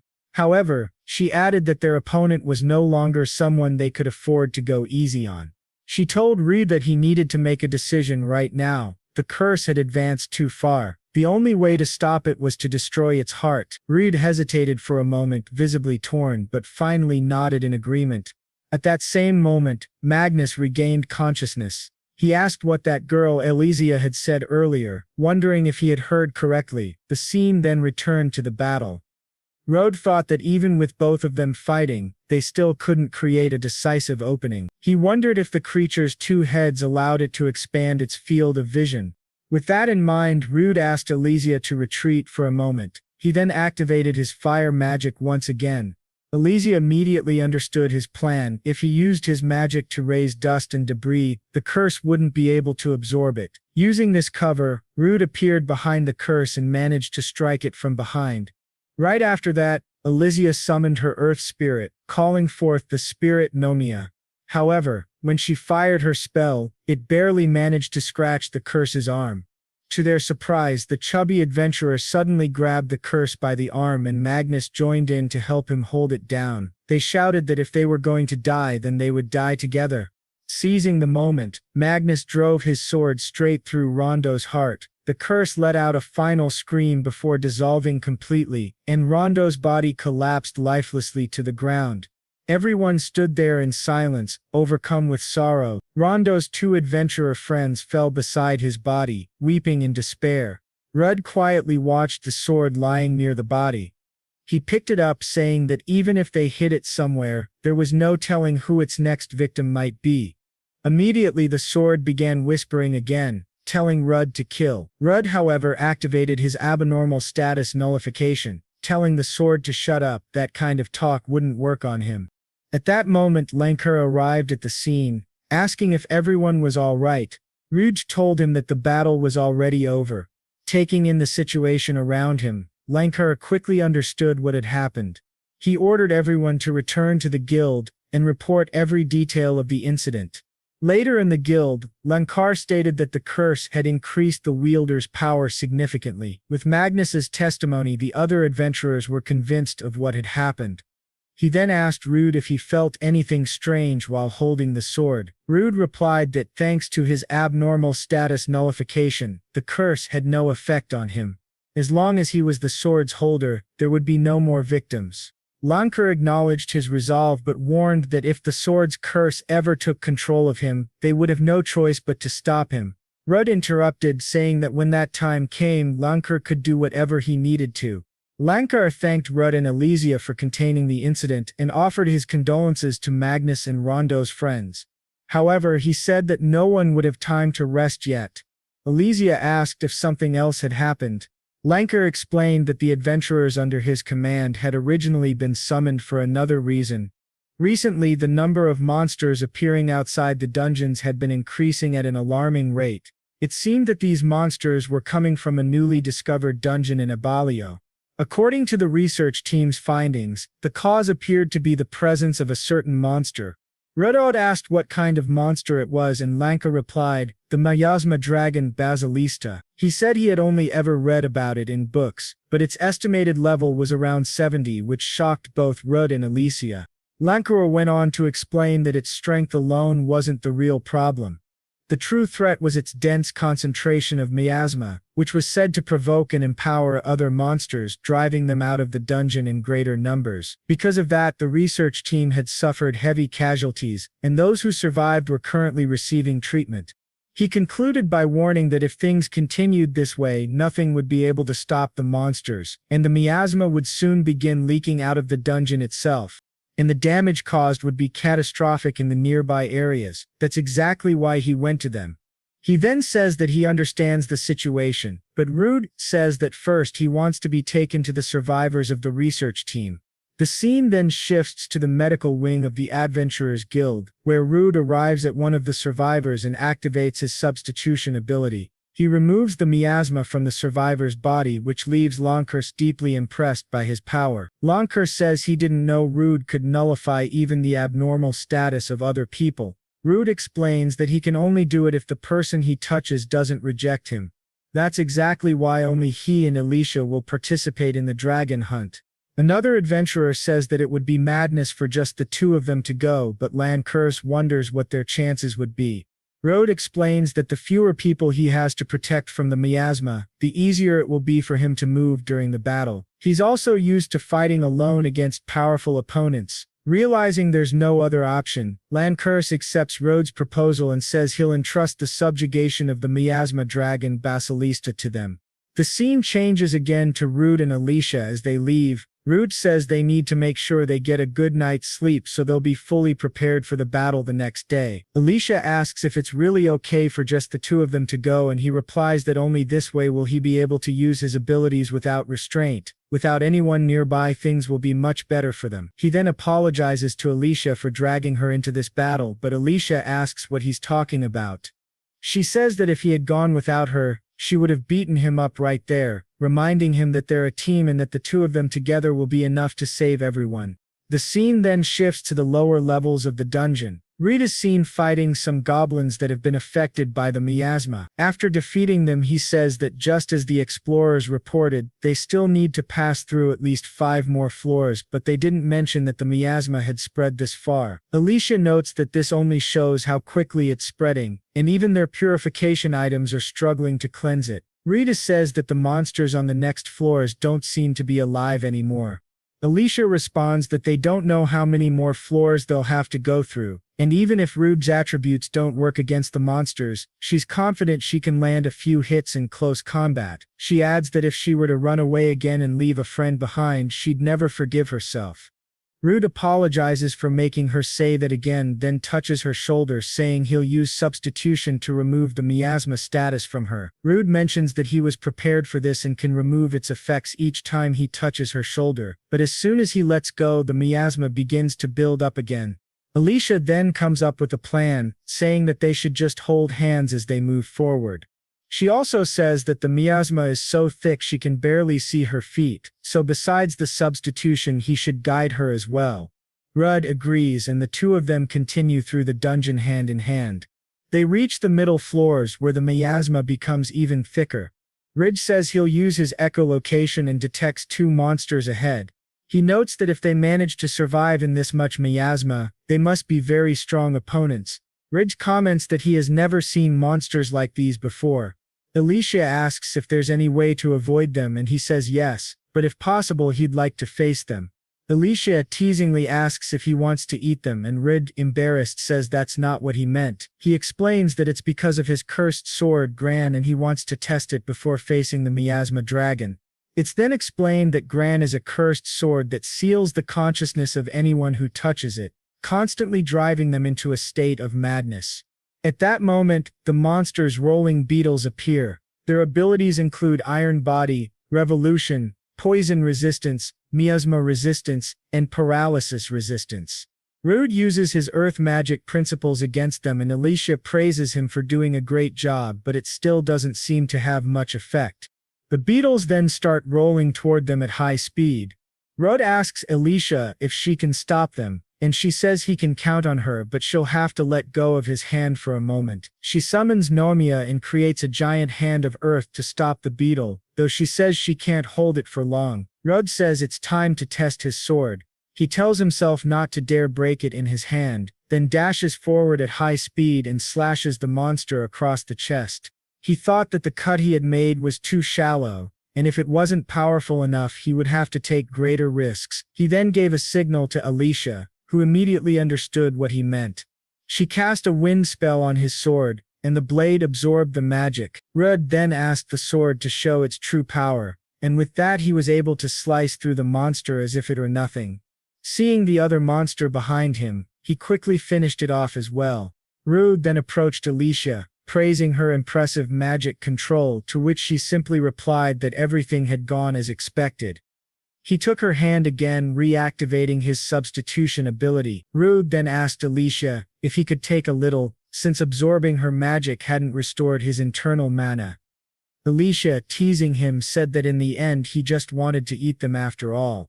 Embarrassed, he replied that he only wanted to cut them down and eat them later. In the next scene, he had already roasted some of the monster's meat and was eating it, commenting that the taste was rather unique. Alicia then asked how it felt to use the cursed sword for the first time. He said that as soon as it absorbed enough magic, his physical abilities increased dramatically. She noted that the most important thing was that the sword didn't seem to break even when he infused it with mana. Rudd replied that what concerned him was that according to eyewitness reports, the miasma dragon was much larger than a tree, and he wondered how effective the sword would be against it. In terms of attack weight, his old sword was much better. At that moment the sword didn't seem pleased with his remark. It began to request something from Rudd and he wondered if the sword also needed meat. However, the sword said no, it needed magic stones and began asking Rudd to feed it some. He crouched down, picked up a magic stone from one of the beetles and offered it to the sword, which grabbed it with its eye. After absorbing the stone, the sword began to grow. Alicia then asked Rudd how he knew what to do, and he replied that she was the one who had told him. However, he wondered if she was upset because he had called her weak earlier. Still, he said that now that he understood how the sword worked, things would be much easier. Alicia then said they needed to go to the lower floors, where the miasma dragon was last seen. Suddenly they heard a loud roar and wondered if it was the miasma dragon. They soon realized the ceiling was about to collapse, so they needed to hold it up quickly with earth magic. Alicia warned that if they only focused on protecting themselves, the stairs would be blocked, and they'd lose the chance to fight the dragon. She then decided that before the collapse, they would dash through as fast as possible. She grabbed Rude's hand and activated her wind magic to propel them forward. They narrowly managed to cross that section of the dungeon. Rudd, smiling awkwardly, said he thought he was going to die, and Alicia, a bit embarrassed, admitted she used more magic than she expected. They noted that this floor was very dark, but Rudd said he could still use his thermal vision. He suggested they proceed slowly while searching for enemies. Rudd then sensed a creature on the other side and realized it was the miasma dragon Besalista. The dragon was level 75, but its stats were incredibly high. It possessed a total of 18 abilities. Rudd noted that while its agility wasn't very high, its vitality exceeded 500. Alicia asked what abilities it had, and Rudd explained that it possessed venomous claws and fangs. At that moment the miasma dragon noticed them. Alicia, Panicked, asked Rudd what kind of magical resistances the dragon had. Rudd replied that it resisted fire, earth, and darkness. Alicia said she understood and would use other attributes, asking Rudd to take the vanguard position. The dragon roared, and Rudd said he was already on his way. He wanted to maintain some distance to analyze the dragon's attack patterns from afar, but with the miasma so dense, he didn't know how long Alicia could hold out. He decided he needed to finish the battle as quickly as possible. Suddenly the dragon launched a powerful attack toward Rudd, who barely dodged it by activating his instant step. Alicia noticed that the pillar and the floor melted from the impact. The dragon's heat was truly intense. She then activated her speed spell to support Rudd, greatly increasing his movement speed so he could strike the miasma dragon more effectively. After landing his first blow, Rudd realized that the dragon's hide was extremely tough. It had the dragon scales ability. He thought to himself that he wouldn't be able to cut through it with his sword, and the magic he used didn't seem to affect the dragon either. Alicia then began to cast her spirit magic. However, it didn't work either, and only caused a slight cut on the dragon. The dragon then swung its tail against a pillar, launching several stone spikes in their direction. Alicia activated her shield and Rudd used his iron body to defend himself. Rudd thought that the dragon had both strong defenses and long-range attacks, and he began to wonder how on earth they could defeat it. At that moment, Alicia asked Rudd to buy her some time. Before her magic weakened, she planned to use one of her special moves. Rudd nodded and said he understood. Alicia began concentrating, but the miasma dragon was already preparing to attack her again. Rudd quickly activated his earth magic principles, jumped high and struck the dragon's head with his sword. Alicia, realizing she would now be completely exposed, decided to trust Rudd with her defense. She needed to make up for that by putting everything she had into her attack. She summoned the spirit of fire, sound, the spirit of water, the spirit of earth, Nomia, and the spirit of lightning, Wakon. She then focused the power of all four spirits into a single massive attack. The dragon suddenly activated its dark magic principle and launched it directly toward Alicia. Rudd swiftly raised his sword to block the attack, allowing the blade to absorb all the magic. Alicia then shouted that she was ready and told Rudd to get out of the way immediately. She unleashed a powerful attack called Quintet of Spirits. However, the dragon simultaneously launched its own attack toward her and the two forces collided, causing a massive explosion. Alicia said that in the past she definitely would have been able to defeat it with a single shot, but this time the dragon was only left with a few wounds. Rudd touched her shoulder, activating his substitution ability, and told her that her attack was amazing, but now it was his turn. The dragon wasn't in good condition either. Alicia apologized for making him use substitution on her again and admitted she had used up nearly all of her magic in that last attack. Rudd told her to relax and use whatever magic she had left to protect herself because from that point on she could leave everything to him. She nodded and told Rudd to be careful before retreating to a safe distance. Rudd and the dragon faced each other, and the dragon let out a ferocious roar in his direction. In response, Rudd activated his own roar ability to try and intimidate it. He noticed that the dark magic the sword had absorbed earlier seemed to have infused it with a different kind of energy, and now he was overflowing with power because of it. He then struck the dragon's legs, noticing that its scales were starting to peel off, making it much easier for him to cut through. Rudd began attacking the dragon in several different ways, but he realized that the sword was becoming less effective. The mana it had absorbed was gradually running out. The dragon then activated its miasma wave ability and sent it toward Rudd. Although Rudd wasn't affected by the miasma itself, the shock wave pushed him back. Immediately afterward, the dragon launched more spikes at him. Rudd thought he wouldn't be able to dodge them and activated his instant step ability. However, the dragon was incredibly fast and appeared right in front of him, landing a direct hit. Thanks to his iron body and sword, Rudd managed to block the attack, but it was so powerful that it sent him crashing into a wall. Rudd realized something from that blow. Dragons truly were incredible creatures. However, his situation wasn't good. He was cornered. Alicia shouted his name, and Rudd thought back to the time he almost died in his battle against the Red Minotaur. But he told himself that this time was different.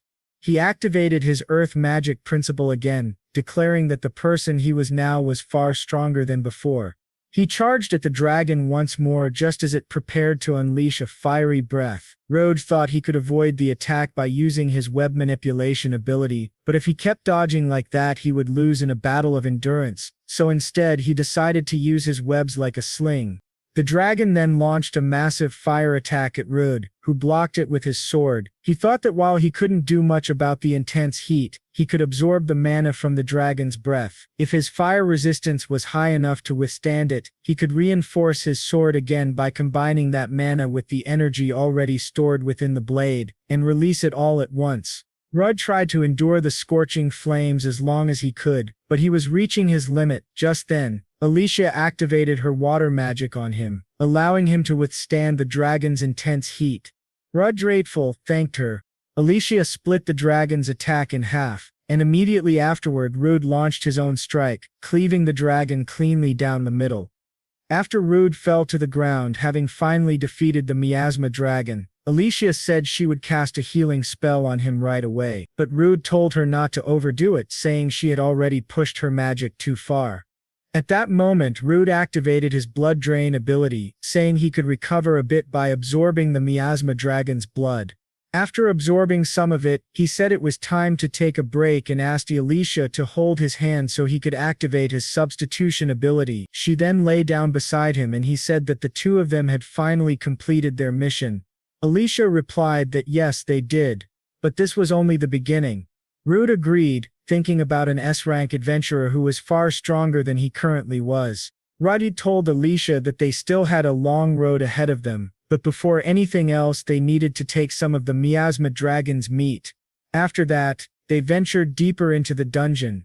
As they continued, they eventually came face to face with the core of the dungeon. Alicia said that even among adventurers very few people ever have the privilege of seeing one. If they used a magic circle inside the core they would be able to return to the dungeon's entrance. Alicia explained that since unique materials could be obtained from dungeons that don't exist on the surface, it was common to leave the core intact even after clearing a dungeon. However, Rode pointed out that if they left it as it was, the miasma dragon might one day be resurrected. Rode then reflected on the dungeon of Abalio, remembering that it was where he had faced the worst experience of his entire life, but it was also where everything began, where he opened the door to pursue his dream. He drew his sword, thanked the dungeon of Abalio for everything, and then sliced the core cleanly in half. The scene shifted to the Adventurers Guild, where Lencarse asked if there was any news about Rode's group. A woman replied that there was none, no report of their return yet. Lencarse thought about how people had started calling Rode the Miasma Butcher. In the world of adventurers, power was everything. Even if he tried to intervene it wouldn't change anything, because life without strength in that world was harsh and unforgiving. Still, he thought that if this experience was enough to make Rode give up on his dreams, then that too would simply be another path he'd have to walk. At that moment a man burst into the room, shouting that Rode and Alicia had just returned using the magic circle, both alive. He also reported that the subjugation of the miasma dragon and the destruction of the dungeon's core had been successfully completed. Everyone in the room began to cheer, and Lencarse could hardly believe that Rode had actually done it. To think that he of all people would be the one capable of saving the city. Lencarse stood up, declaring that they needed to welcome them properly. After all, they were adventurers with the power to change fate itself. Rode and Alicia were greeted by all the adventurers, and soon after the scene changed to Galar, the neighboring city of Bologna. There, a man was angrily shouting, "Damn that city of Bologna." He complained that just because they had so many dungeons, they went and destroyed the new dungeon without thinking. Now Gaular's plan to claim ownership of that new dungeon was completely ruined. Another man asked the Lord if that wasn't actually a good thing. Since Bologna couldn't deny Gaular's legitimate right to the dungeon, they had preferred to destroy it rather than hand it over. The Lord said that if they presented this version of events to Bologna, they could demand compensation for the profits they would have earned from the dungeon. He thought it would be better to profit that way than to challenge the dungeon themselves and risk losing adventurers in the process. However, he added that if they did that, the Adventurers Guild of Bologna wouldn't stay quiet. The other man smirked and said, "That's exactly what we want. We'll show that old man and his guild who really runs things here." The scene then shifted again. this time to a forest where Rude and Alicia were resting. As always, Rude was doing what he loved most, eating monsters. He had grilled a piece of miasma dragon steak and was drooling, saying it looked absolutely delicious. Rude mentioned that the meat had been sitting in his bag for a while and now he could finally taste it. He took a bite and said it was amazing, that this was the flavor of dragon meat, which made every other meat he had ever eaten seem mediocre. The taste and sweetness of the meat were rich, and the fat melted in his mouth, blending perfectly with the deep flavor of the red meat. It was exquisite. While Rude was enthusiastically describing the flavor, poor Alicia was just sitting there, drooling. She then stood up and declared that it was decided tonight they were going to enjoy a gourmet dragon feast. Rude, however, replied that Rude was already eating the meat, and Alicia, furious, shouted that he was being incredibly selfish. She told him they needed to head back soon and find a good restaurant nearby, so he should hurry up and finish eating. The scene then shifted. It had been 4 days since the destruction of the dungeon of Abellio, and Lancaris apologized for calling them in so many times, saying this would be the last and that he promised. He explained that the raid report had finally been confirmed. Once again there was the reward for the two of them, about 1.5 million range, which left Rude completely stunned by such an enormous amount. Rudd asked if that was really correct, since it was far too much. Lancaris explained that the average level requirement for the dungeon of Abellio was 70, so the reward was appropriate for someone at that level.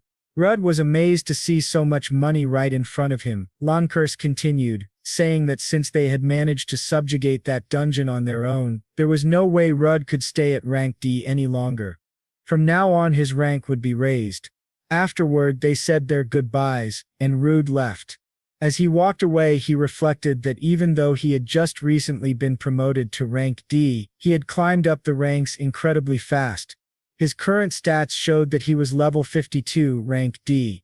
Alicia commented that even though he had fought monsters far above his level, his growth rate was still abnormally fast. She thought that normally once someone reached level 40 their leveling speed would slow down dramatically. Rev smiled as he looked at Alicia, who didn't quite understand why. He then said he had finally surpassed her level. When Alicia opened her system, she saw that she was level 45 rank E, while Rudd was level 52 rank D. Feeling frustrated, Alicia said it wasn't fair. Rudd replied that it was strange for him too, even though his level was higher. When it came to combat power, hers was still much greater. Alicia agreed, saying that level was only an indicator. In the end, most of one's true strength came from skills and experience. While they were talking, several people suddenly arrived. One of them, a man, spoke arrogantly, asking if the Myanmar butcher from the rumors was really standing before him. Rude frowned and asked who that man was, thinking he clearly lacked manners. The man introduced himself as the lord of the neighboring city of Golur, surprised that adventurers from Bologna didn't recognize him. Rudd realized that this was the greedy lord from Golur. The lord then demanded to know how Rudd dared to destroy their dungeon. Rudd calmly replied that, as far as he knew, the dungeon of Abellio belonged to everyone. The lord snapped back that the dungeon had been located on the border between Bologna and Golur, but those greedy adventurers from Bologna had used the excuse of something strange happening inside to claim it, cause a monster outbreak, and then destroy it completely. He continued, yelling that because of that, they had lost the profits they would have earned from that dungeon, and the monsters had caused damage to their territory. "How," he shouted, "are scum like you going to compensate us for that?" Alicia calmly asked the lord to settle down, saying that such matters should be discussed between guild representatives. As far as she knew, there had been no reports of monsters invading Golur's territory, and it had already been confirmed that Bologna's adventurers had brought the situation under control. Therefore, she said, they had no right to complain about anything. Rudd thought to himself that, as expected of an S-rank adventurer, Alicia had a real talent for words. At that moment, another man standing beside the lord smirked and said, "So it's true that the Emerald Storm, Alicia joined Bologna's ranks. Since her level has been consumed by the curse of the Abyss Dungeon, it makes sense for someone like her to join a weaker guild." Rudd immediately recognized the man. He was the guild master of Galar. The man sneered, saying this wasn't a matter for mere adventurers to interfere in. He stepped closer to Alicia and said, "You're just a useless survivor from a group that died for nothing. Stop sticking your nose where it doesn't belong, you worthless trash." In that instant, Alicia released her wind aura, which immediately intimidated the guildmaster. He stepped back, shocked that he'd been overwhelmed by someone under level 45. Just then Lankurs appeared and ordered everyone to stop immediately. He said he would not tolerate fights inside his guild. He told the lord and the guildmaster to follow him. As they left, the guildmaster muttered that Lankurs should keep his dogs on a leash. Red, annoyed, muttered to himself, "What the hell is that guy thinking?" Then another voice called out to Alicia. It was an elf man asking if she remembered him. Rude groaned, wondering why people kept showing up one after another. Alicia looked at the man and said his name.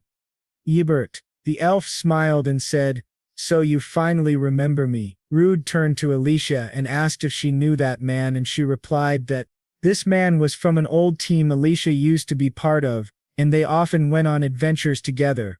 The man said that back then he deeply admired Azuri trials, and he remembered how Alicia was able to control multiple magical spirits at once.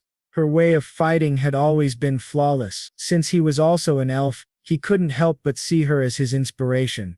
He went on to say that he knew how much she had suffered because of what happened in the Abyssal Dungeon, and that was exactly why he had come all the way to Bologna. Then taking Alicia's hand, he asked if she would like to join him once again. Alicia thanked him for the offer but told him that she was already part of a team. She then introduced Rude to him. Rude extended his hand politely, saying it was a pleasure to meet him. However, Ebert slapped Rude's hand away and said he had heard terrible things about what happened to Alicia in the Abyssal Dungeon, that she had been cursed there, yet to think that someone like her, a rank-is adventurer, would end up teaming up with a man known as the Miasma Butcher was unbelievable to him. He told her that if she joined his team instead, they could make the best use of her skills and experience. At that moment, Alicia pulled her hand away and told him to stop talking about things he knew nothing about. She said she chose to team up with Rudd of her own free will, and any insult toward him was an insult toward her as well. She thanked him for his concern but explained that the curse placed on her had already been lifted. Ebert was shocked, saying it was a curse from the Abyssal Dungeon, an SS rank dungeon, and that it had been cast by the dungeon's boss itself. But Alicia simply replied that she had been very lucky. Alicia then turned to Rudd and whispered that it would be a problem if his abilities were discovered. For now, they needed to keep them secret. She told Ebert that they were actually on their way to update their adventurer ranks, and that Rudd was no longer rank D but rank C. Ebert was in disbelief. He couldn't understand why Alicia was treating him this way, especially after he had thought about her all this time. He insisted that the Miasma Butcher must have manipulated her. He said it was impossible for a rank D adventurer to have defeated the Miasma Dragon, and if Alicia's curse was truly lifted, then she must have been the one who actually defeated the dragon, not Rudd, who was just taking credit for her accomplishment. Rudd noticed the man staring at him with an intense, unhinged look. Alicia sighed and said that elves were often very proud beings, and that kind of pride usually turned into prejudice, a trait that only deepened with their long lives. She then asked Rudd what he thought about it, and he replied with a grin, "Well, you're an elf too, right? Does that mean you'll become a proud and prejudiced elf in the future?" Alicia smirked and said that she was a humble, intelligent, and charming elf. Rudd couldn't help but think that she was in fact quite proud herself. They then arrived at the Adventurers Guild reception desk. The guild receptionist greeted them warmly and said she had already heard everything from the guild master. She handed them some documents, saying that such an occurrence was quite rare. When Rude took his paper, he was stunned. He wasn't rank C as he expected, but rank B. The receptionist explained that he had managed to skip rank C entirely, going straight to rank B. Rudd and Alicia began celebrating their achievement, and the woman remarked that it only showed how difficult the conquest of the Dungeon of Abellio had been. She also mentioned that they had received reports from the villagers Rudd and Alicia had saved, and that they had also considered the victory over Baphomet when determining his promotion. Rudd still couldn't believe he was now rank B. At that moment, Rig and Magnus appeared. Magnus said that if he were Rudd, he'd be even happier. Everyone in the city was grateful to him. After all, Alicia smiled and told Rude not to be satisfied with rank B, reminding him that his goal was rank S. Rude agreed, saying she was right. His future was rank S. The two began to celebrate, vowing to keep moving forward and growing stronger. However, Ebert suddenly appeared again, interrupting them. He sneered, asking if they really thought that an idiot like Rude would ever be allowed to reach rank Rus. He said that exploring dungeons required a specific rank, a rule put in place for the safety of adventurers. How, he demanded, could a man who just follows others have reached rank B? The Guild of Balano must be full of fools. The receptionist calmly replied that it didn't matter what he thought, ranks were assigned at the discretion of the guild. Magnus then asked if Ebert wanted to take back what he had said unless he wanted to get hurt right there and then. Ebert scoffed, saying that now he could see they truly were a bunch of idiots. Magnus, furious, grabbed him by the collar, but before Alicia could stop him, it was too late. Ebert threw Magnus aside with ease. Then drawing his sword, he drove it into the ground beside Magnus's face and shouted, "Don't you dare touch me with your filthy hands." Alicia immediately shouted for Ebert to stop. Just now he said that Alicia had always been too kind to people, to the point of even trying to help a deplorable man like Rude. Alicia then said that what he was doing was wrong, and Ebert replied that he already knew that very well. He said that elves were quite prejudiced and admitted that even he had difficulty changing his mind once he decided something. Smiling, he said that even he, a humble, intelligent, and charming elf, was not free from sin. Therefore, as a comrade of Alicia's race, he must show her the right path. At that moment, Rudd couldn't hold back and started laughing in his face. Both Alicia and Ebert wondered why Rudd was laughing. Rudd thought to himself that they were truly too proud. Ebert then said that incompetent adventurers were a danger to others, so he would test Rudd to see if he was truly worthy of being ranked B. The receptionist asked why he was deciding things on his own, but Alicia said it was fine. If he doubted Rudd's abilities, then he could see them for himself. At that point, the scene shifted to the training area of the Bologna Guild. Alicia apologized to Rode because things had turned out that way, because of her. However, Rode said it wasn't her fault, it was due to his own incompetence as well. But he needed to defeat that arrogant elf as quickly as possible to prove himself worthy of being a rank B adventurer. Rode then said that in the end, adventurers could only silence others through strength. They both prepared for battle. Alicia stated that if either of them got injured, she would immediately stop the fight. With that, the battle began. Ebert rushed straight at Rudd, but Rudd managed to block the attack with his cursed sword. Ebert acknowledged that Rudd had at least some skill. He began striking repeatedly with his sword, and Rudd realized that Ebert was far more skilled in swordsmanship. He also remembered hearing from Alicia that Ebert used both offensive and enhancement magic in combat. Ebert was an arcane swordsman whose abilities included acceleration and physical reinforcement. Suddenly, Rude lost sight of Ebert. The elf was already behind him and struck Rude from the back. Rude thought that he couldn't keep up with Ebert's movements and wanted to use his abilities to counterattack, but he couldn't. Ebert said that rank B was a title reserved only for people with that level of power and asked if Rudd understood that. He declared that Rudd was not worthy of holding the rank B title, much less of standing beside Alicia. Rudd agreed that his current abilities did not make him worthy of being by her side, but it was Alicia who had believed in him. So he would prove to Ebert that he deserved to be by her side. Rudd then cast his earth magic and launched it toward Ebert. Ebert called him an idiot, asking if he really thought he could win that way. Their magic collided and exploded, and the other adventurers watching said they were going too far. Ebert said it was a pity for the Butcher of Miasma, showing the vast difference between their ranks. He then launched a powerful blue fire spell toward Rudd, telling him to kneel before him. However, Rudd blocked the attack with his sword, which absorbed all the magic. Rudd said he knew Ebert would rely on magic. After all, elves were a proud race. Now that his sword was charged, Rudd went on the offensive. Ebert realized that Rudd's power and skill were on a completely different level than before, and asked if that sword was magical. Rudd replied that he was wrong. The sword was cursed. Ebert commented that having a cursed sword made Rudd even stranger and was just another reason why he wouldn't allow Alicia to stay with him. Ebert then activated his arcane swordsmanship skill, the lightning enchantment, and asked Rude if he could keep up with his speed now. He dashed forward and struck Rude in the stomach. The name of that attack was Lightning Palm. After electrocuting Rude, Ebert said the boy wasn't anything special and asked Alicia to announce the winner. However, Rude grabbed him by the collar and said that electricity didn't work on him because his paralysis status was nullified. Ebert said that was impossible. Rude should have been paralyzed by such a strong shock. Rude then headbutted Ebert in the face, knocking the elf to the ground, and placed his sword beside Ebert's face. Rude said that he had become tougher lately. Everyone began cheering, saying that it was over and that Rude had won. At that moment the scene shifted to Lancaris.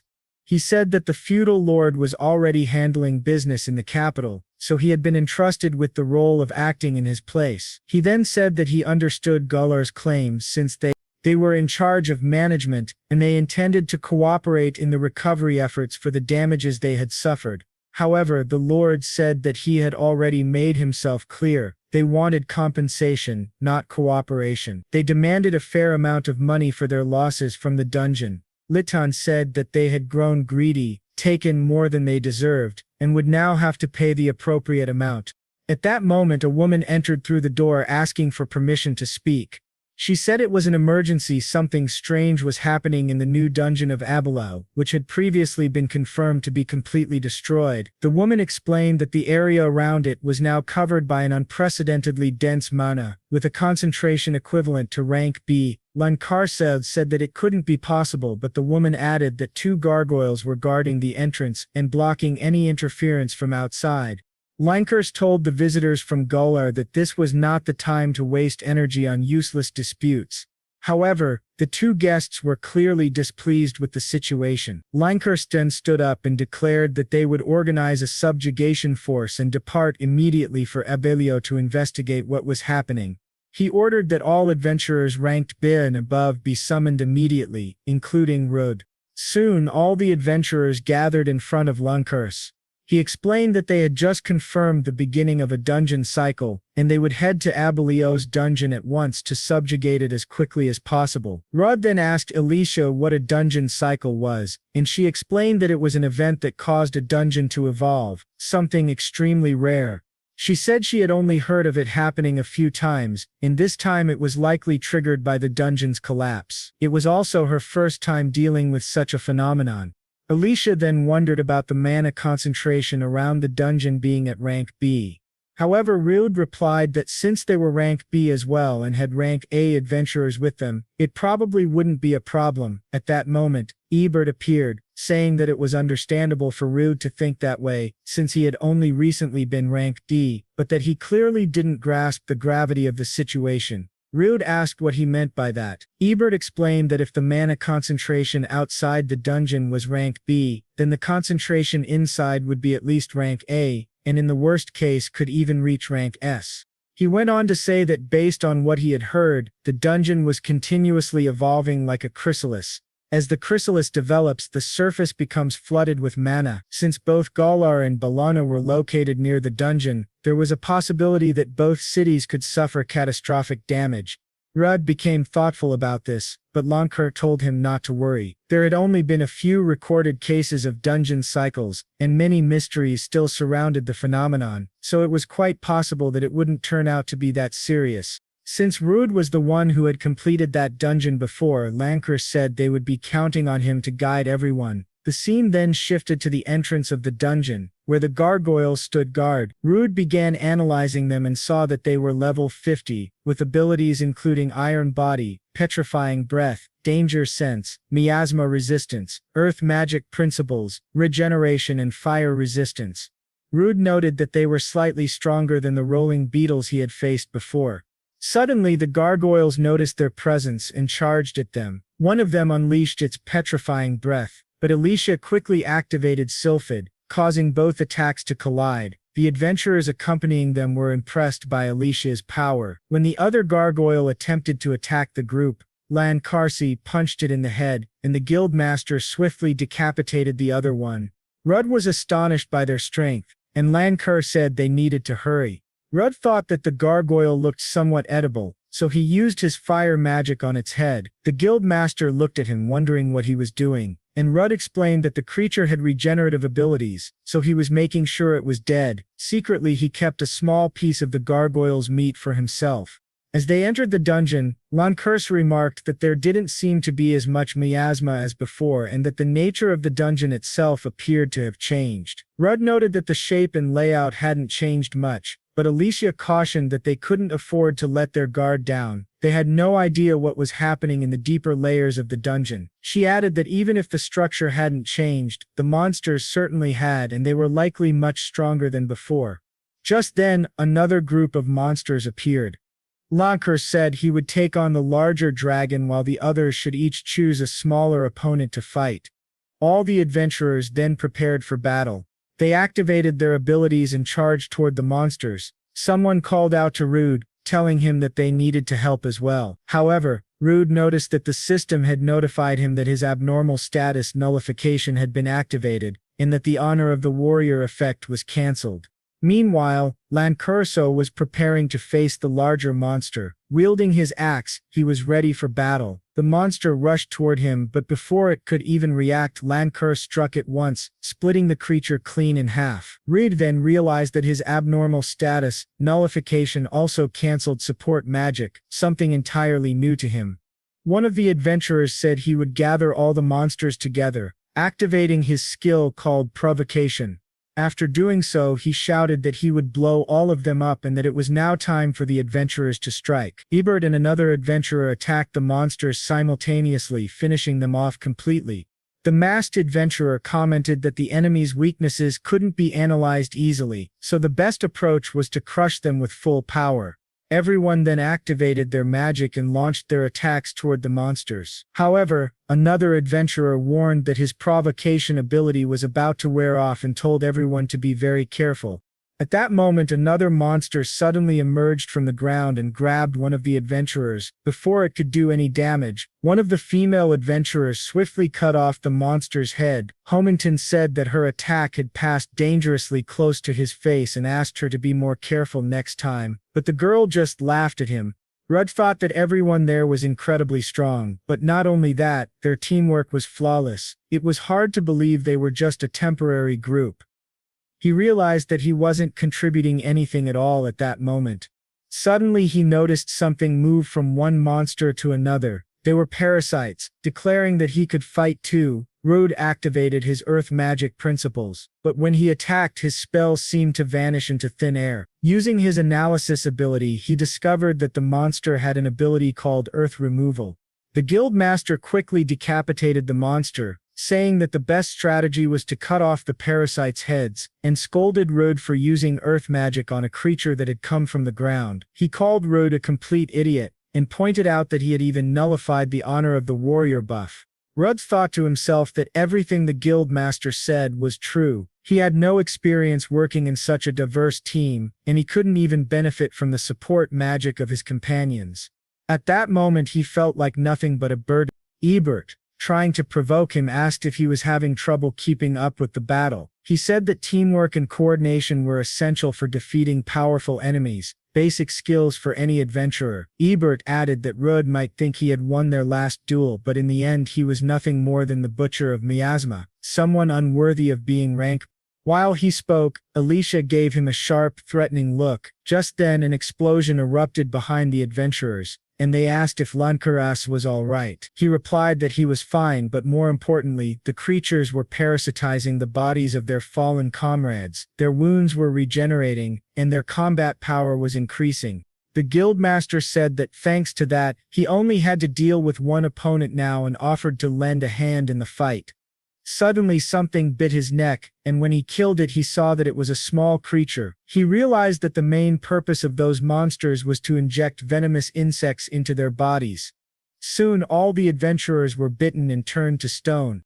After everyone had been petrified, the monster prepared to finish them off. But at that moment Rude used his web manipulation to save Lancurse. His abnormal status nullification had protected him from petrification. He told his comrades to leave it to him this time. He used substitution on Alicia, saving her as well. After analyzing the creature, Rude saw that it was level 66 and noted that it didn't seem to have any troublesome magic resistance. He asked Alicia to use her magic to break the monster's stance so he could attack afterward. Concentrating, he invoked Sylphid, launching a powerful strike directly into the monster's face, sending it flying backward. But then, in a rather disturbing manner, another monster emerged from between the creature's legs, leaving both Rude and Alicia disgusted. Suddenly, those new monsters began multiplying rapidly and charging toward them. Rude declared that this time he would blow all of them up at once, and then, activating his lightning cloak, Rude electrocuted all the monsters around him. While still petrified, Lancourse continued to watch everything unfold. The monster then charged toward Rude and Alicia, and she shouted that it was her turn to attack again. She struck the monster, launching it into the air, and told Rude that it was now his turn. Rude activated his instant step and rushed toward the creature. He attempted to slash the monster with his sword, but it managed to dodge the attack. Alicia warned Rude to be careful, but before the monster could counterattack, Lancourse intervened, saving him. Rude was shocked and asked how he had broken free from the petrification. Lancourse explained that he had circulated magic through his body and thanked Rude for buying him time. He added that they needed to finish the battle as quickly as possible. Rude then thought about infusing his sword with mana, and with one decisive strike he cleanly sliced off the monster's head. He realized that he was finally able to control and channel a stable amount of mana into his weapon. Alicia called out to him, and Rude replied that there was no way he would let that creature regenerate again. He activated his venomous stingers skill and fired them toward the monster. Alicia remarked that the poison was breaking down the creature's body faster than it could regenerate. It was a very potent toxin. She also noted that back during the battle with the miasma dragon, things would have been far more dangerous if not for Rudy's abnormal status nullification ability. Lancourse then asked Rude if he intended to reveal his secret to everyone. Rude admitted that there was no way he could keep it hidden any longer, and that he wouldn't be able to leave without explaining everything. But first, he said, he needed to heal everyone using his substitution skill. After restoring everyone, Rude explained exactly what had happened to him. Lancourse said that it was hard to believe, but after seeing Rude fight earlier he could accept it. Abert added that it was incredible. In all his long years, it was the first time he had ever witnessed such a miracle. Rude pointed out that Ebert had just called him useless moments ago and said he wasn't even fit to be an adventurer. Abert laughed it off, telling Rude not to worry about such small details, and admitted that he now believed Rude was worthy of accompanying Alicia. The red-haired girl asked if it was true that Rude could actually eat monsters. Rude pulled out 2 monster heads and said, of course, adding that if no one minded he wanted to cook a little. He began preparing the meat, explaining that first it needed to be cooked slowly over a low flame until the sides were well done, and then the strong odor should be neutralized with herbs. All the adventurers watched in astonishment. As Rude ate, they wondered if it was really possible. Homington warned them not to be fooled by how appetizing it looked. Eating that could kill them. The guildmaster commented that it was a peculiar ability and noted that Rude seemed to restore his magical energy by eating. Rude corrected him, saying it wasn't magic but mana. The man was astonished. Rude's mana didn't emit the foul stench typical of demons. On the contrary, it felt almost divine. He then told Lancourse that they didn't have much information about the monsters in this dungeon and asked if they should retreat for now to call for reinforcements. Lancourse replied firmly that they would not. The longer they delayed, the more the dungeon cycle would advance. Since they were blessed with reliable comrades, they would conquer this dungeon on their own. If the topography hadn't changed, then they were likely close to the boss's chamber. They passed through a large door, and Rude remarked that, now that he thought about it, they had completely forgotten that part of the dungeon had collapsed. Lancourse noted that, even after coming this far, it seemed they had no choice but to turn back. However, Rude remembered the ability that one of the previous monsters had used. He activated earth and soil removal, clearing the blocked passageway. Everyone cheered, realizing that the boss chamber was just ahead. When they entered, they saw something glowing. A massive egg. The sight startled them. Lancourse identified it as the egg of the wise dragon. Rude, who knew nothing about it, asked what the wise dragon was. Lancaster explained that he had only read about it in books. It was a legendary dragon that cyclically transitioned between life and death. When its body was destroyed, its soul would reincarnate and be reborn using an egg as its incubator. Even if its body perished, its wisdom remained eternal. It was also said to understand human speech and to possess the ability to foresee the future. The adventurers remarked that, in the end, it was just an egg, so they could simply destroy it before it hatched. But Lancaster urgently told them to wait. At that very moment, one of the adventurers was struck by a powerful blow and sent flying. The group stared in shock as they realized the egg was moving. Lancaster wondered aloud if this was the egg's instinct for self-preservation. Lancaster ordered everyone to stay in the rear. It might just be an egg, he said, but it was still a dragon. Rudden activated his analysis ability on the egg and discovered that it truly belonged to a level 1 wise dragon. However, the egg's status was completely obscured. One of the adventurers suggested that they should retreat for now and wait for reinforcements. The guildmaster disagreed, saying that once the egg hatched, no matter how many S-class adventurers they brought, they wouldn't be able to stop it.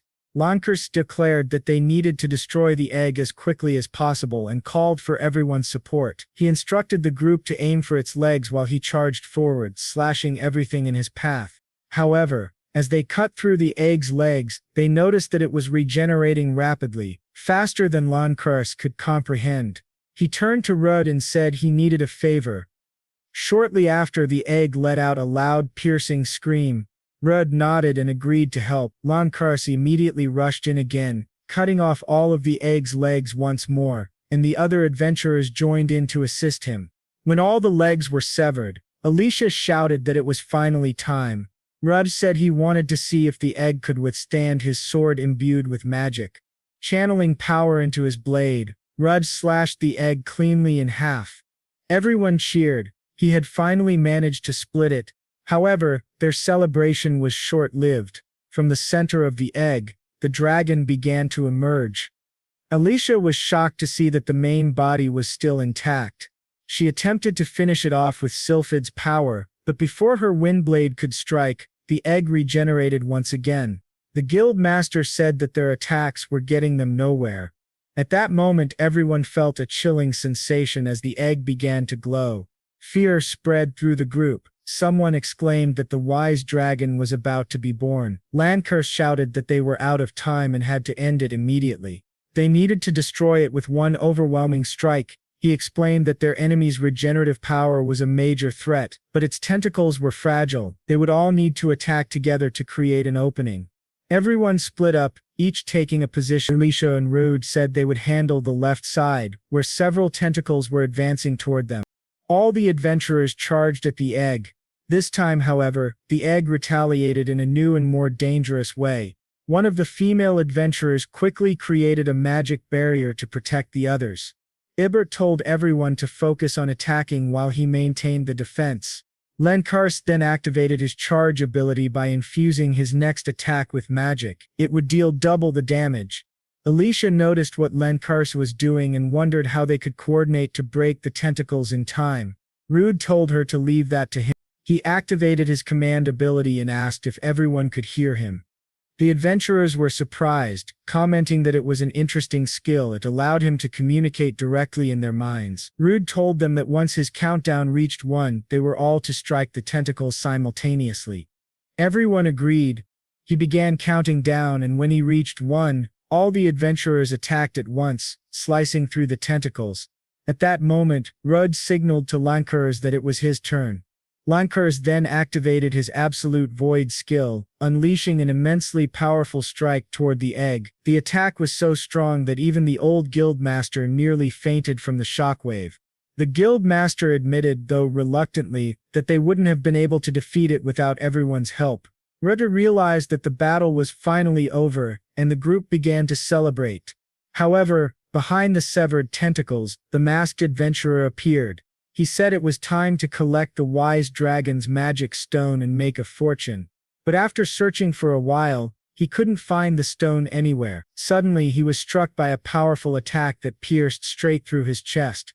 A monstrous figure emerged before them. It spoke, saying that its reincarnation had failed, but it had not been entirely in vain. The creature explained that its body wouldn't last long, but it needed to wait for the next reincarnation. Before that, however, it vowed to kill every single worm who had dared to destroy its rebirth. The guildmaster warned everyone not to celebrate just yet. He could still feel the monster's presence. Then the wise dragon Orpheus revealed itself before them. Everyone was stunned, wondering how it could still be alive. Alicia theorized that when they attacked it earlier, it must have buried itself underground to escape. Orpheus spoke, saying that these lowly humans were defying the gods and calling them insolent beings. Red was astonished that the creature could speak. Lankersi explained that true dragons were ranked even higher than ordinary dragonkind. They were beings much closer to divinity itself. They were capable of understanding their language. The dragon then said that he could sense a hateful impurity within Rhoda. Although he appeared human, the dragon also saw him as a monster. Rising to his feet, the dragon called Rhoda forward, saying he would make him tremble in despair for his amusement. The girl who had been maintaining the barrier warned that she couldn't hold it much longer. She then activated her shadow mantle, which cloaked her in darkness and concealed her presence completely, disappearing from sight. At that moment, the dragon's arm suddenly fell off. The dragon looked at it in disbelief, realizing his body was beginning to deteriorate rapidly. One of the adventurers pointed out that the dragon was probably decaying, and Lankurs shouted that if they were going to attack, now was the perfect time. However, Lankurs thought to himself that he had just unleashed a powerful attack earlier and needed time to recover before striking again. Another adventurer panicked, asking what kind of monster this thing even was, admitting that he no longer had the strength to fight. He then said the only option left was to run and began to flee. The dragon laughed darkly and asked if the man really thought he could escape. With a sudden burst of power, he raised several stone pillars, blocking every exit and trapping the adventurers inside. "No one will escape me now," the dragon declared. "Even with one arm I can still exterminate a few rats." Lankar then said that if they couldn't run, they would show the dragon just how terrifying those rats could be. All the adventurers charged toward the ancient dragon at once, but to their horror, none of their attacks had any effect. It was as if the dragon could predict every move they made. The dragon laughed mockingly, asking if that was all they had and demanding that they entertain him more. He then activated his cell breaker ability, striking all the adventurers simultaneously. The impact sent everyone flying. The dragon turned to Rode and asked if he was hurt. Rode replied that he was fine, but admitted that he had used almost all of his mana in the last battle. Alicia then said she would finish it in an instant with her most powerful spell, the Five Spirits Strike. Through Rude's communication ability, she warned everyone to clear the area immediately. She told them to synchronize with her attack and dodge at the right moment. Focusing intensely, she called upon her spirits for aid.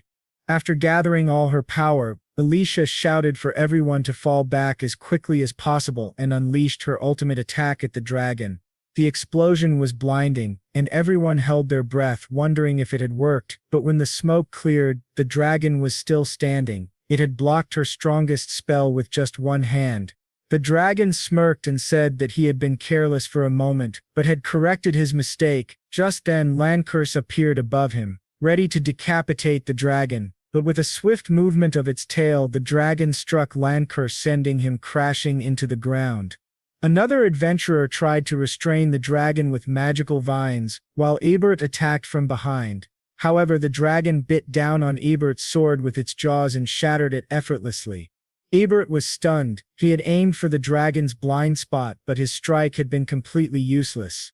The dragon mocked him, asking if he really thought such a weak attack could stop him, then unleashed a massive counterattack that struck everyone at once, defeating them all. Alicia fell to her knees, horrified as she watched her comrades fall one by one. Memories of losing her entire party in a previous dungeon flooded her mind.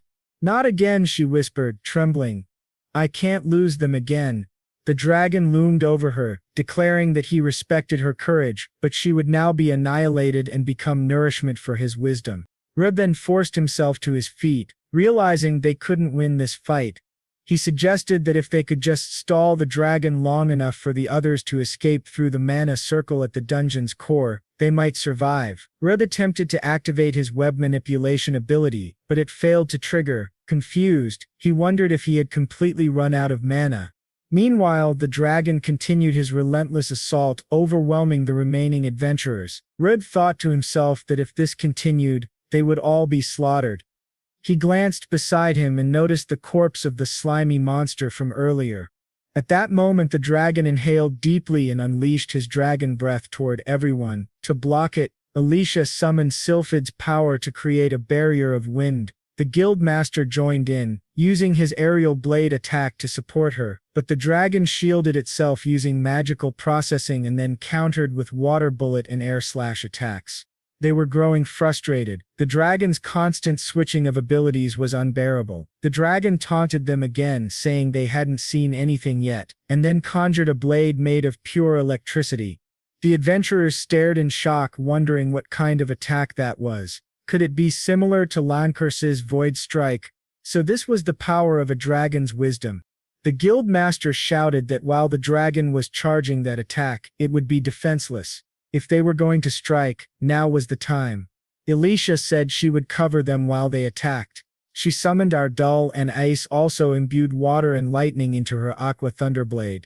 Ice then passed that power to the guildmaster, who charged forward to strike the dragon's head. However, as he got closer, he realized it was a trap and the dragon pierced his chest, impaling him completely. The sight left Alicia deeply traumatized once again.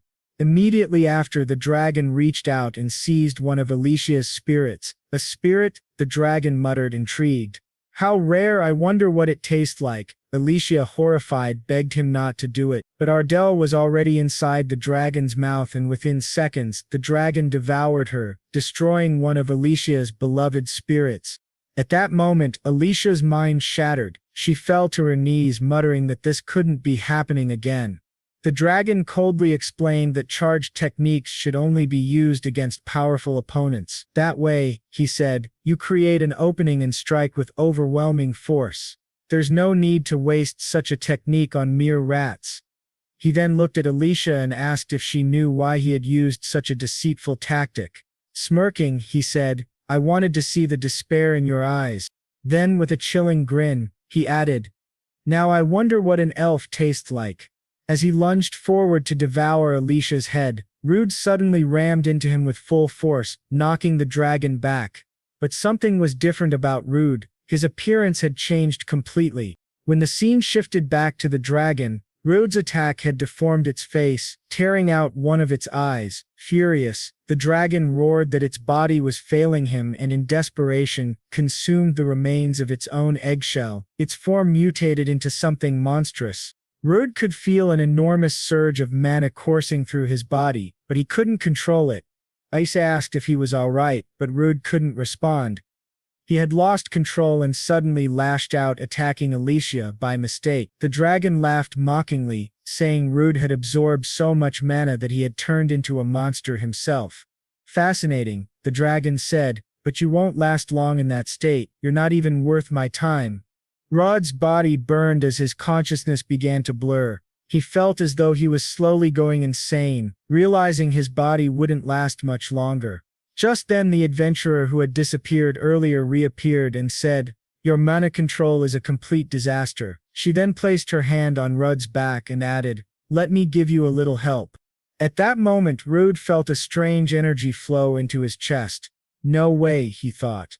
Then suddenly, his mana aligned perfectly with his body in complete harmony. Even the dragon couldn't believe what it was seeing. The mysterious woman handed Reed a sword and said, finish this, send that overgrown lizard back to its grave. Still shaken and confused, Reed asked who she was. The dragon, enraged at being called a lizard, roared, do not underestimate me, and charged at them furiously. The woman mocked him, saying, what's wrong? Can't take a little joke, you bookworm dragon. As the dragon lunged at her, Rhodes stepped in front of her and with astonishing ease cleaved the dragon cleanly in half with his sword. Rhodes then rushed to the guildmaster and used his web manipulation to perform emergency first aid. However, the guildmaster told him the wounds were too deep to heal. The mysterious girl remarked that only the two of them were still standing. Everyone else was gravely injured. If we don't treat them soon, she said, carrying this many people out of here will be nearly impossible. She wondered aloud if they should wait for reinforcements, or carry everyone back to the city one by one to find help. But just then Rid felt a sharp pain in his chest. The girl frowned and said, "Looks like the side effects are finally kicking in." She explained that she had forcefully stabilized his mana to strengthen him, but it seemed his body had reached its absolute limit. Suddenly the dragon who they thought was dead began to move again. "Damn you," it growled. "You won't leave here alive. At the very least, I'll drag someone down to hell with me." The entire dungeon started to shake violently as debris began to fall from above. The girl shouted that the dragon was acting as a substitute for the dungeon's core and they needed to escape immediately. As they ran, massive stones began collapsing from the ceiling. One of them was about to crush Alicia. Rudd rushed forward, shielding her with his body. When Alicia regained consciousness, she found herself in Rudd's arms. He smiled weakly and said, "I did it. I defeated the wise dragon. Now we just need to get out of here." Alicia nodded, but looked pale and unsteady. Rudd asked if she was all right, and she admitted she couldn't move. She had completely run out of magic. Smiling faintly, she asked Rudd to leave her behind and save himself. Rudd's expression darkened. "What kind of nonsense is that?" he shouted. Furious, he thought to himself that everything happening now, all this destruction and suffering, was because it was his fault. The girl then shouted that if they didn't hurry, they would all be buried alive, but Rudd refused to leave, saying he couldn't just run away and abandon everyone there. The girl sighed and said she really liked Rudd, but it seemed he had made the wrong choice. Rudd thought that if things continued like this, they would all be crushed to death. At the very least, he could carry Alicia and escape, but then he hesitated. Could he really abandon everyone else? After thinking for a moment, he decided he couldn't do it. He began desperately searching for another way to save them all. Barely conscious, Alicia begged Rudd to run away as fast as he could, but he refused, saying he would never abandon her. Alicia shouted at him, telling him to go. "That's what my comrades would have wanted for me," she cried. Landkurs then spoke up, telling Rudd to flee as well. He said that if Rudd planned to continue living as an adventurer, there would be times when he'd lose his friends, and if those who can survive don't live. Landkurs said, "Then what meaning do the deaths of those who fell in battle have?" To make matters worse, more monsters began appearing. Ebert, struggling to his feet, warned that the dungeon's creatures were gathering, but Rudd stood firm, shouting that no one was going to die there. Alicia kept pleading for him to leave, but Rudd charged forward, slashing through the monsters in front of him and screaming that he would never run away. He shouted that everyone had always called him the Miasma Butcher and looked down on him his entire life, but when Alicia invited him to join her party and accepted the dark secret he carried, he felt truly happy for the first time. And when the guild welcomed him too, he felt even happier. With friends who trusted him and finally recognized his worth, he could never abandon them in that dungeon. Rudd then remembered the S-rank adventurer he had once met. The man had told him to listen carefully. No matter how hard or painful life became, he must never give up. Remembering those words, Rudd fought on with everything he had, cutting down the monsters one by one. But the dungeon was collapsing fast. Then suddenly, parasites began latching onto the dragon's body. Still, Rudd was determined, shouting that he would never give up. At that moment, he had only one choice left: to activate his auto skill. As he did, Rudd lost one of his arms. Gritting his teeth, he grabbed his sword with the other hand, and to everyone's shock, his lost arm regenerated almost instantly. He then charged straight at the dragon, driving his blade deep into its abdomen. Immediately after, he activated his lightning mantle, declaring that this time, the dragon would fall for sure. The dragon roared in fury, vowing to annihilate everyone, and struck Rudd with a powerful blow, sending him flying across the battlefield. But just as he was about to crash into the ground, someone caught him. When Rudd looked up, he was stunned. It was the S-rank adventurer who had saved him when he was a child. The man smiled and said, "You did well, kid. Now you can relax. Everyone's going to make it out alive." The man named Hamido turned toward the dragon and said, "You failed to reincarnate properly. On top of that, you were parasitized by dungeon monsters. How disgraceful for a so-called wise dragon. The dragon in rage tried to trap them both with thick vines. Rude panicked, saying it wasn't good, but the S-rank adventurer sliced through the vines effortlessly and blocked the dragon's next attack with just one hand. He then asked the dragon, whose name was Orphsifs, if he remembered him and the life-or-death battle they had 5 years ago. Back then, he said, in your divine form, you pushed us to our limits, but looking at you now, you've fallen so low. The dragon roared in anger, shouting for him to be silent. But before Orps could even react, the S-rank adventurer sliced him cleanly in half with a single strike. Rube was in awe of his strength, so this is the true power of an S-rank adventurer, he thought. Meanwhile, debris was about to collapse onto Alicia. Suddenly a wave of freezing energy filled the air. A woman had activated Frozen Winter, sealing the collapsing ceiling in solid ice and stopping the debris from falling. Rudd blinked in disbelief. Ice. The entire collapse just stopped. Moments later a woman appeared and asked in disgust, "What kind of bizarre monsters are these? I'm starting to get sick just looking at them." The S-rank adventurer smiled and said, "Thanks, Selena." The woman, Selena, crossed her arms and replied, "Leos, you're as reckless as ever. Charging in like that." 2 more male adventurers arrived soon after. Selena then noticed Alicia and gasped. "Alicia, it's been so long," she said, running toward her and hugging her tightly. Alicia looked just as shocked. Selena frowned, saying Alicia looked terrible, and called to one of her companions to hurry and heal everyone. He immediately cast Holy Light of Restoration, bathing the entire dungeon chamber in radiant energy. Everyone's wounds began to close, and the pain faded away. Ebert was amazed by the spell's range. "Incredible, his healing magic covers such a wide area," he said. The healer then moved toward the guildmaster, continuing his healing to ensure everyone would recover completely.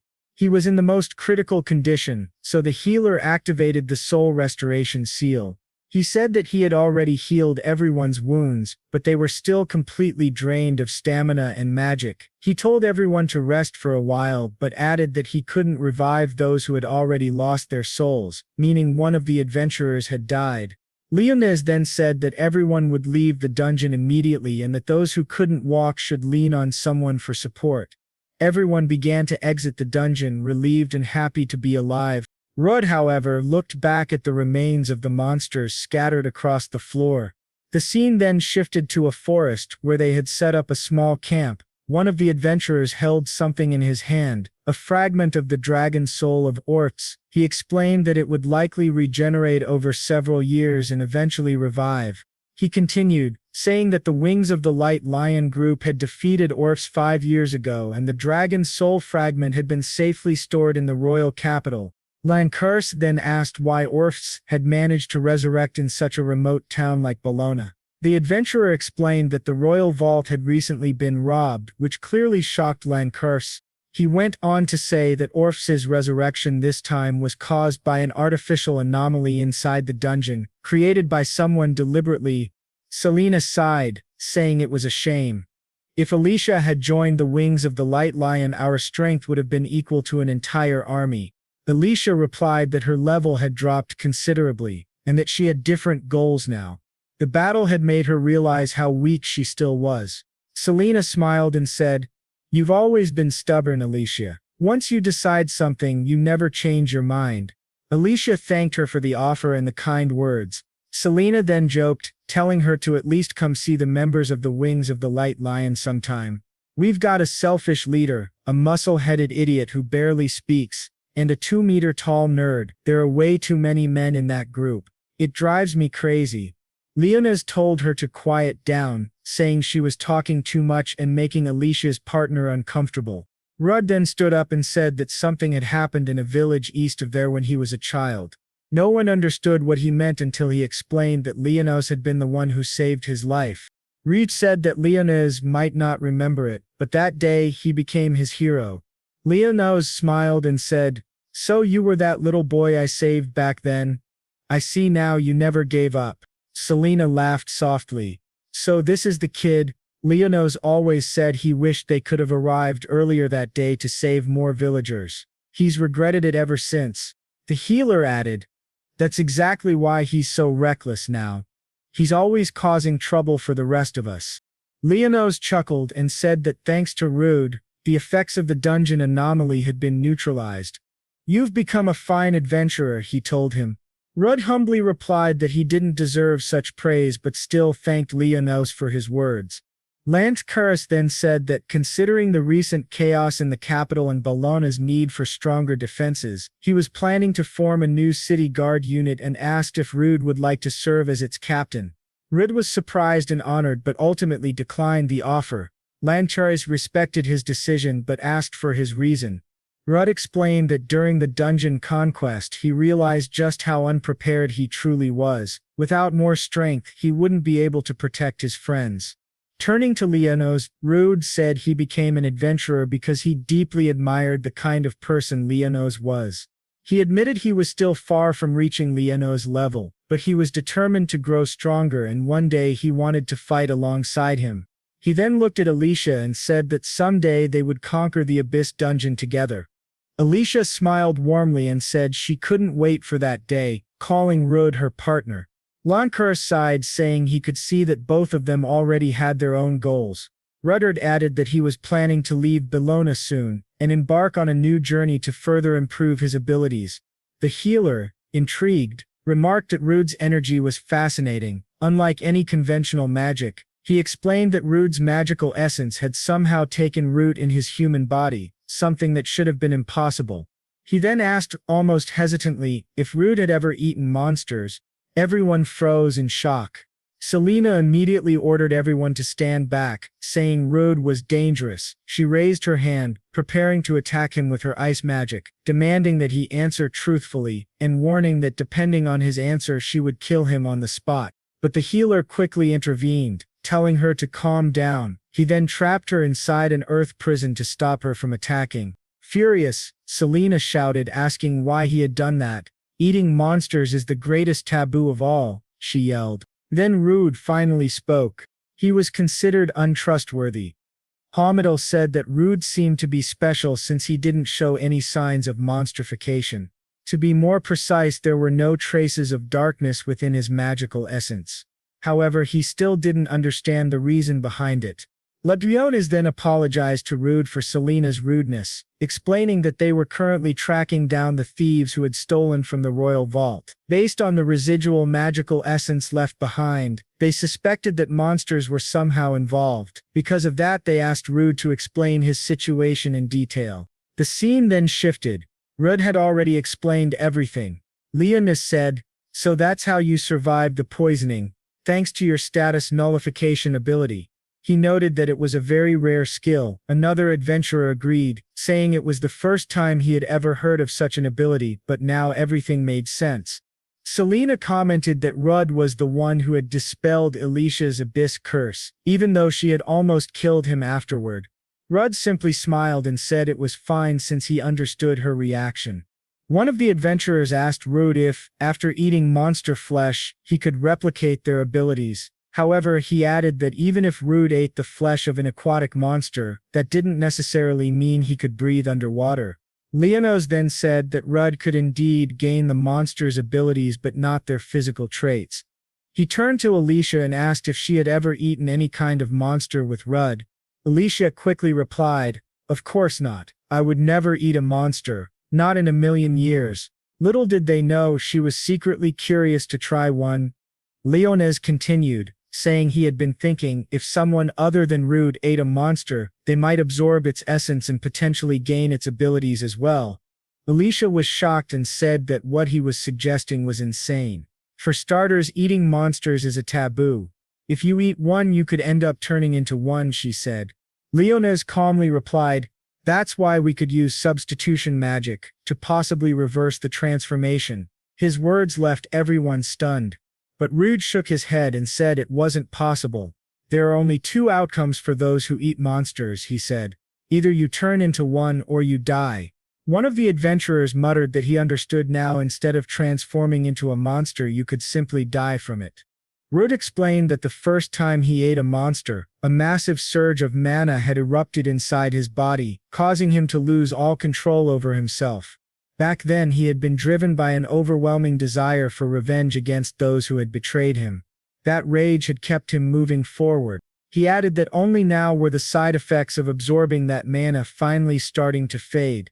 The healer noted that Rod's body must have adapted to the magical essence. Rod then said there had been one time when substitution had failed completely. Leonos nodded and said he understood there was still so much they didn't know about mana.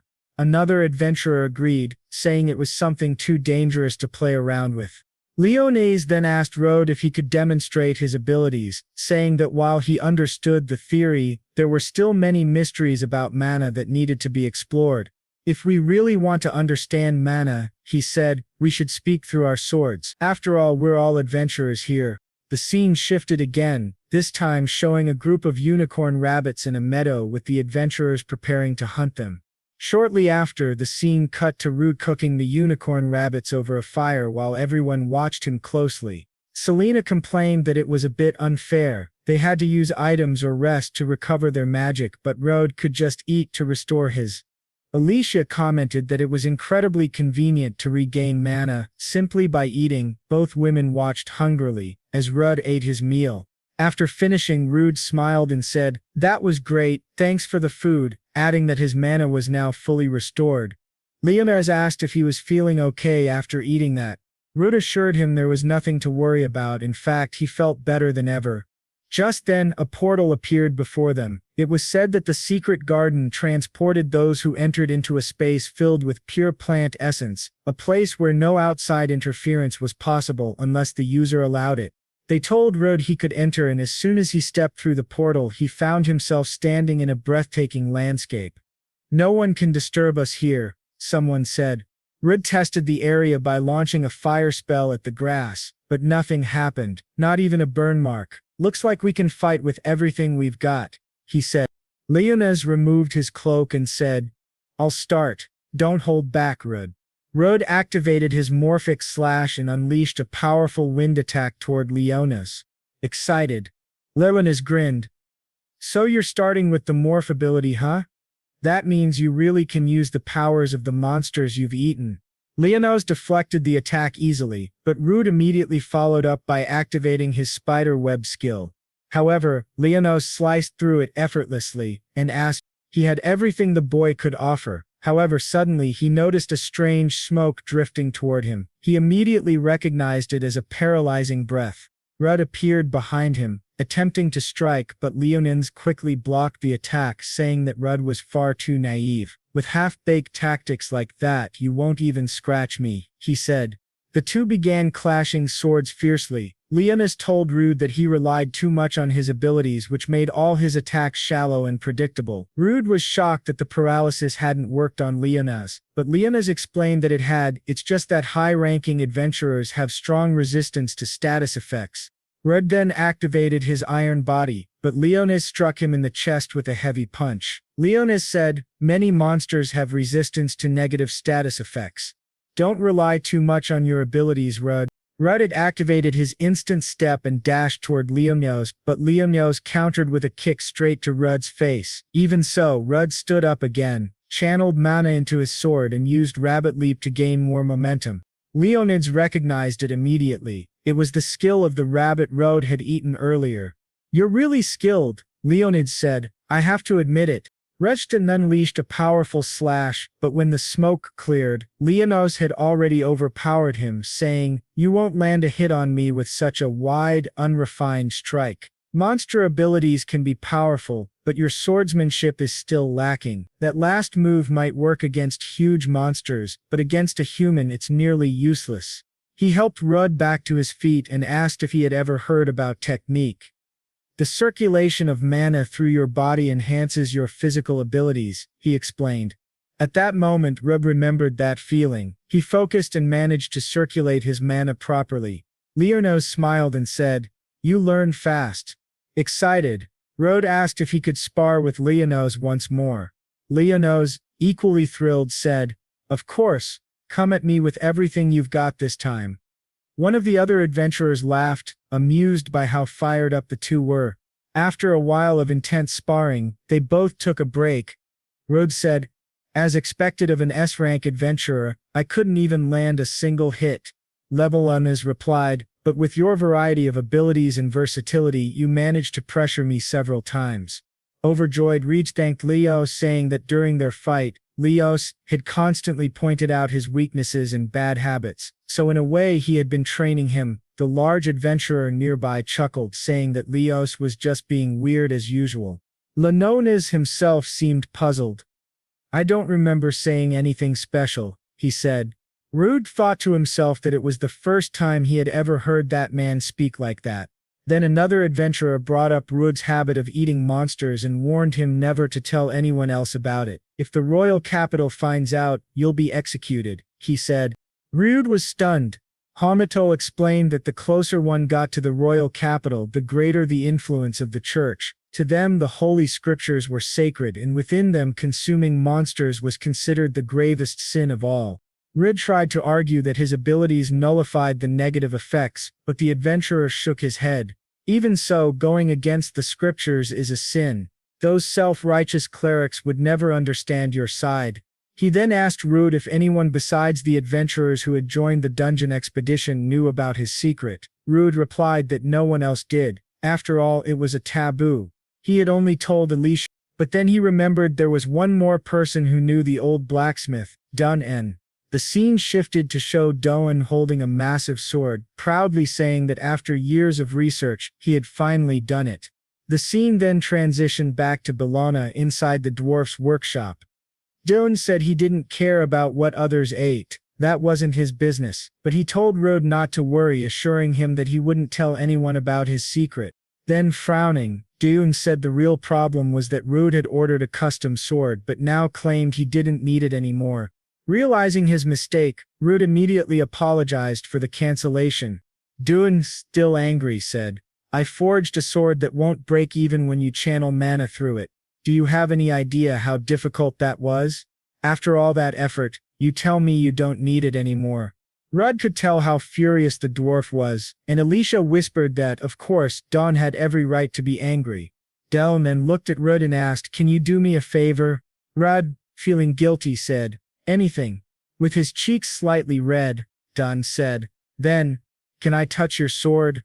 Rudd blinked, confused. "Huh?" The situation suddenly felt a little awkward, almost suspiciously so, but he decided to go along with it anyway. Embarrassed, Rude said that he couldn't let Dawn touch his sword. He explained that his sword was very large, extremely powerful, but also cursed, and it drove anyone who touched it insane. Din replied that Rude hadn't complained when he insulted his craftsmanship earlier, so the boy should listen to his request, especially since Rude himself had said he could ask for anything. He also mentioned that he had heard Rude could cure negative status effects. However, Rude warned him that it was far too dangerous. If he lost consciousness while touching the greatsword, the substitution ability might not work properly. Dune simply said that he didn't care about that. "If I lose control, just cut me down," he said calmly. Rot thought to himself that the old man was completely insane but agreed, saying it was fine since Dune was so determined. Alicia asked if he was really serious about that. After all, she thought she was the only one allowed to touch his sword. Dune explained that he had been a blacksmith for many years, but he had never seen a weapon capable of absorbing magic or mana like that one. It was worth taking the risk. Rode reluctantly handed the sword to Dobbin. The old blacksmith was instantly mesmerized by what he saw. He said the metal of the sword wasn't normal, and the darkness contained within its icy blade seemed almost alive. "The madness and beauty of this sword coexist perfectly," he whispered. "I've never seen anything like it in my entire life." Dune gazed deeply into the blade and realized it truly was alive. One day he said with awe, "I'll forge a sword like this myself." But at that very moment the sword began to influence Doan's mind, whispering to him, telling him to kill everything in his path. Suddenly Doan had a vision of Grand Spirit holding a blonde-haired woman. Rod quickly snatched the sword back from Doan and activated his substitution ability. He asked the old man if he was all right. Doan, now pale and sweating, nodded and apologized for being so selfish in asking to touch it. Still shaken, Dunn wondered aloud what kind of illusion he had just seen. Then regaining his composure he said, "Don't worry, boy, I won't say anything that could hinder your journey. But mark my words, one day I'll forge a sword that surpasses even this one."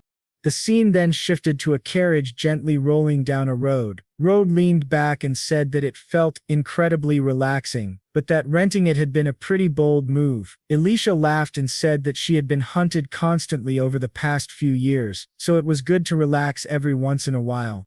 Rud smiled and mentioned that soon Sylphid and Nomia would be guiding the carriage. Alicia teased that while she could probably find someone else to guide it, considering Rud's eating habits, things might not go very well. Rud then asked her what kind of city Ischia was. She explained that Ischia was the city of the Blue Sea, a lively place known for its fishing and trade. They had 2 reasons for going there. The first, she said, is to gain new abilities for you, Rud. The sunken temple, located near Ischia, is feared for its many monsters, all of which are completely different from the ones in Bologna.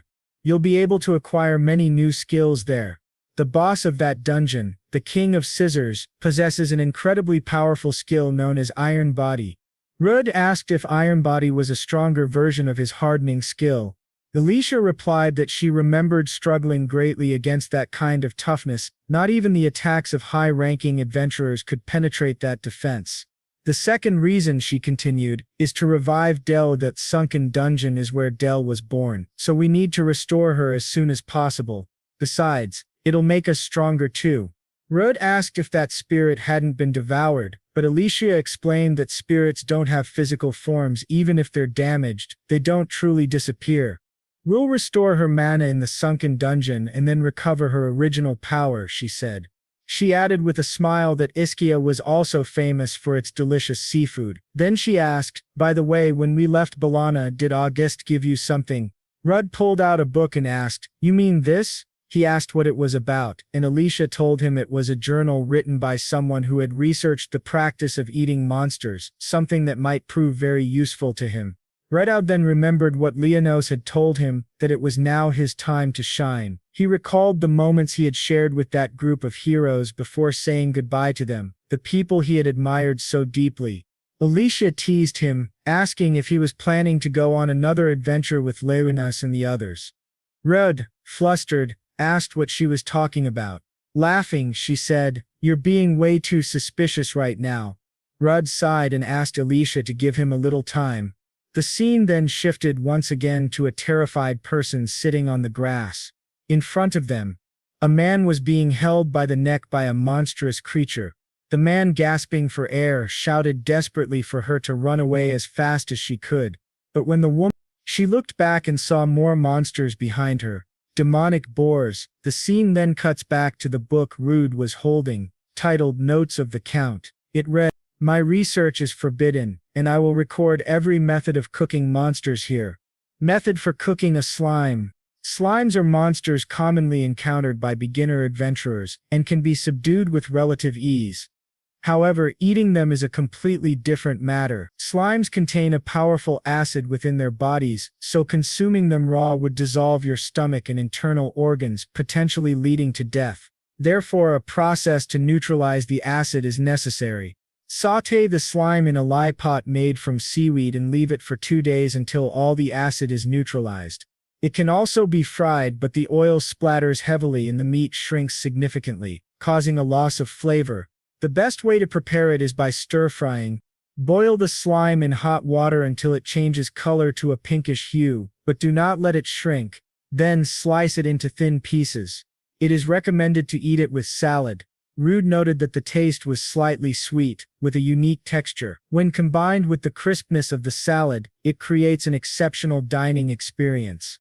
Elysian remarked that Count Augusta's monster recipe book would be extremely useful to him. Rud replied that he could hardly believe such a record even existed, since eating monsters was considered taboo. Elysian commented that it was almost a miracle that this book had ended up in his hands. Then she had an idea. After completing their objectives in Ischia, why not visit this count? However, Rud said that wouldn't work and handed the book to Alicia. When she read it, her face turned pale in shock. She quickly closed the book and said it seemed that only Rude was capable of eating monsters. They continued their journey, and Alicia mentioned that once they crossed this forest they would reach Ischia. Rude was amazed by how incredible the forest looked.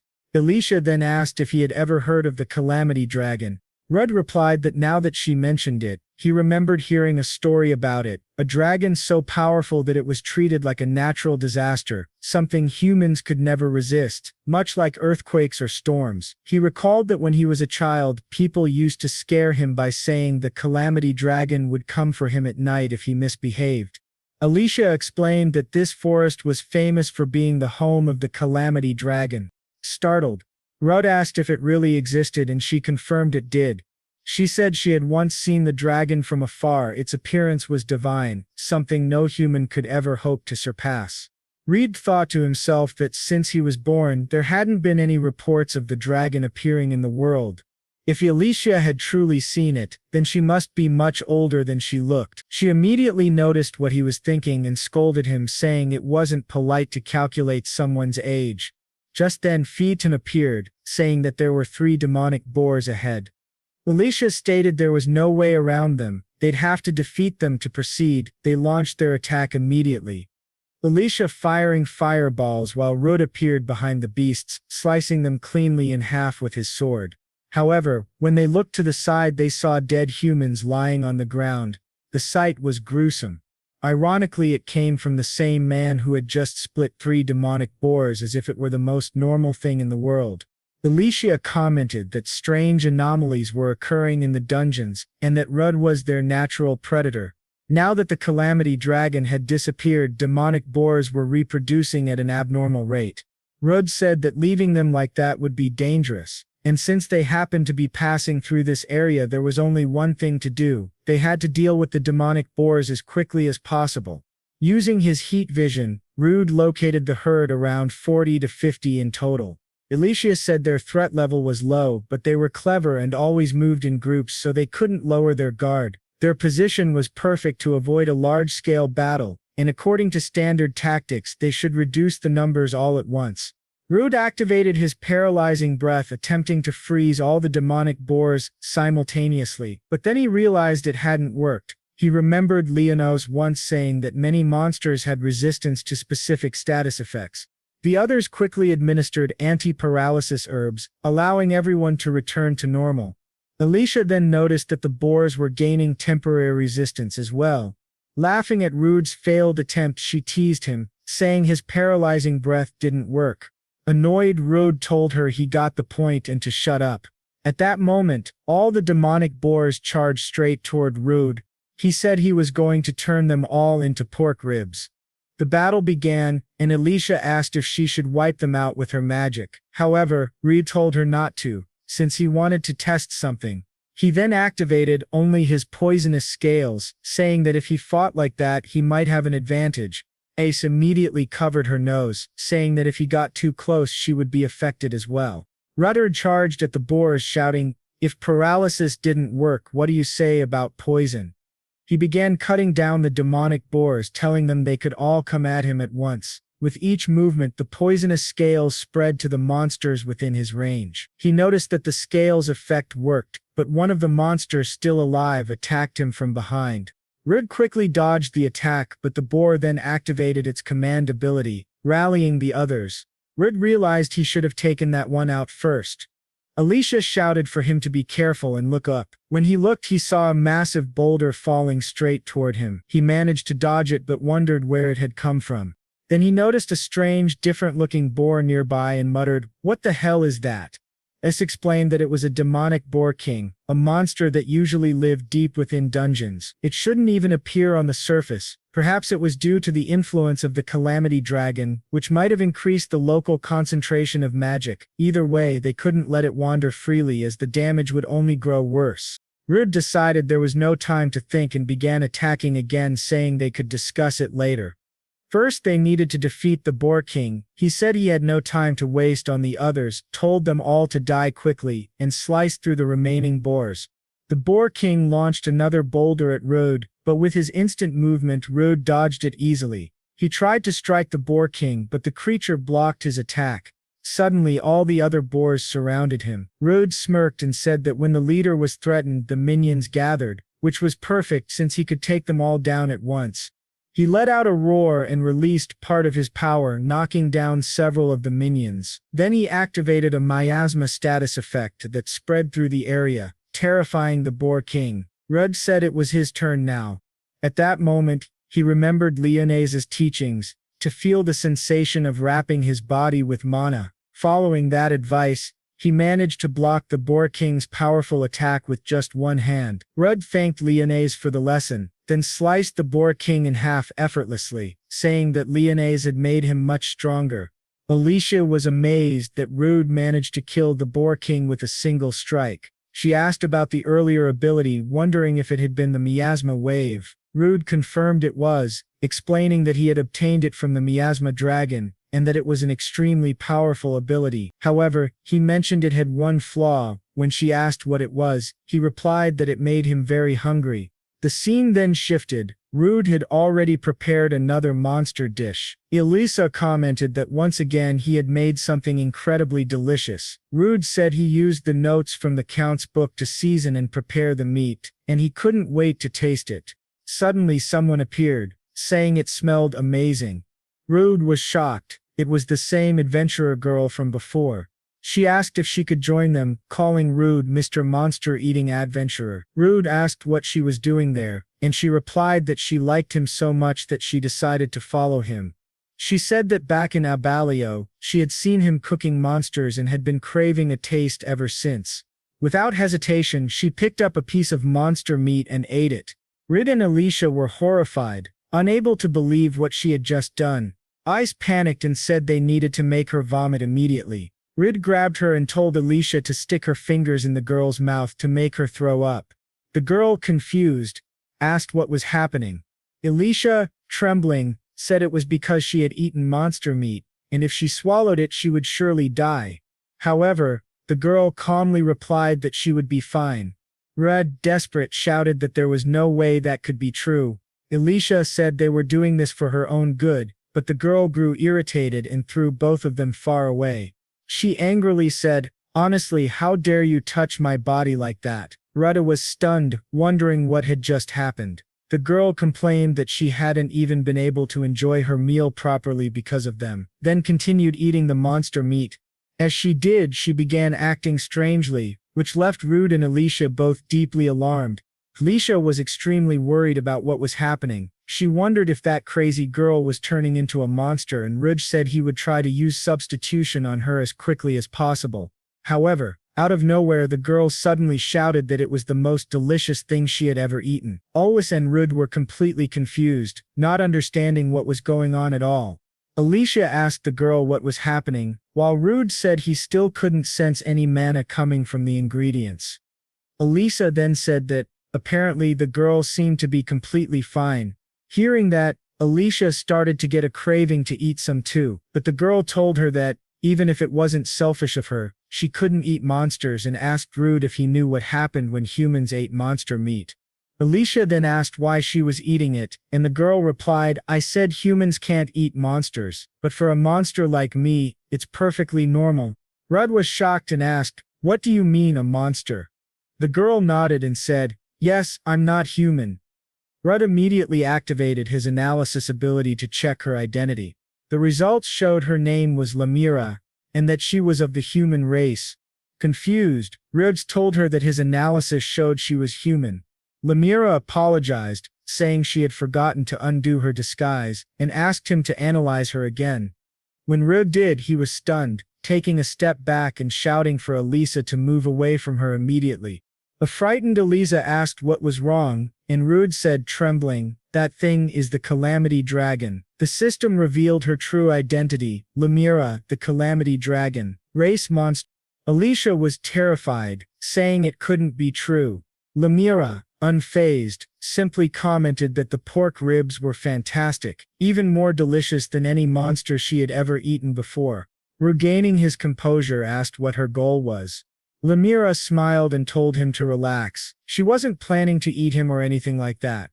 Alicia then asked why a being of such a high rank would disguise herself as a human. Lemira replied that she didn't have any special reason. She had simply become curious about Rude's mana, so she decided to approach him. To her surprise, he turned out to be a monster eater and she was captivated by the food he was cooking. Because of that, she couldn't resist following him. Rudd and Alicia were both speechless. Lemira then mentioned that there was a den of demonic boars nearby and that once she left the forest, they started overbreeding, something she found rather disgusting. Still, she kept praising the flavor of the meat, saying it was especially tasty and probably from a demonic boar. She explained that the higher a monster's level, the denser its magic and the better its flavor. Rudd thought she was basically a monster gourmet. Lemira then suggested that they should hunt the boss of the demonic boar den so Rudd could prepare another fine monster dish. Seeing no other option, Rudd agreed. Alicia, however, couldn't stop thinking about how Lemira had eaten all that monster meat so easily. Lemira smiled and said it was settled. They just needed to wait for her a bit, but Alicia asked Lemira to take them with her, saying that even though Lemira didn't seem to be lying, she wanted to watch her fight, since they needed to get stronger quickly. Lemira laughed, finding that interesting, and agreed to let them come along. On the way, Reed mentioned that she seemed more relaxed now. Lemira replied that since she had already revealed her true identity, there was no point in pretending anymore. She told them they were almost there. They soon arrived before a large door, and Lemira said she wanted to show them something, the reason she was called the Calamity Dragon. Rudd asked what she meant, and Alicia, looking around, said she had never seen this dungeon before and doubted even the guild knew about it.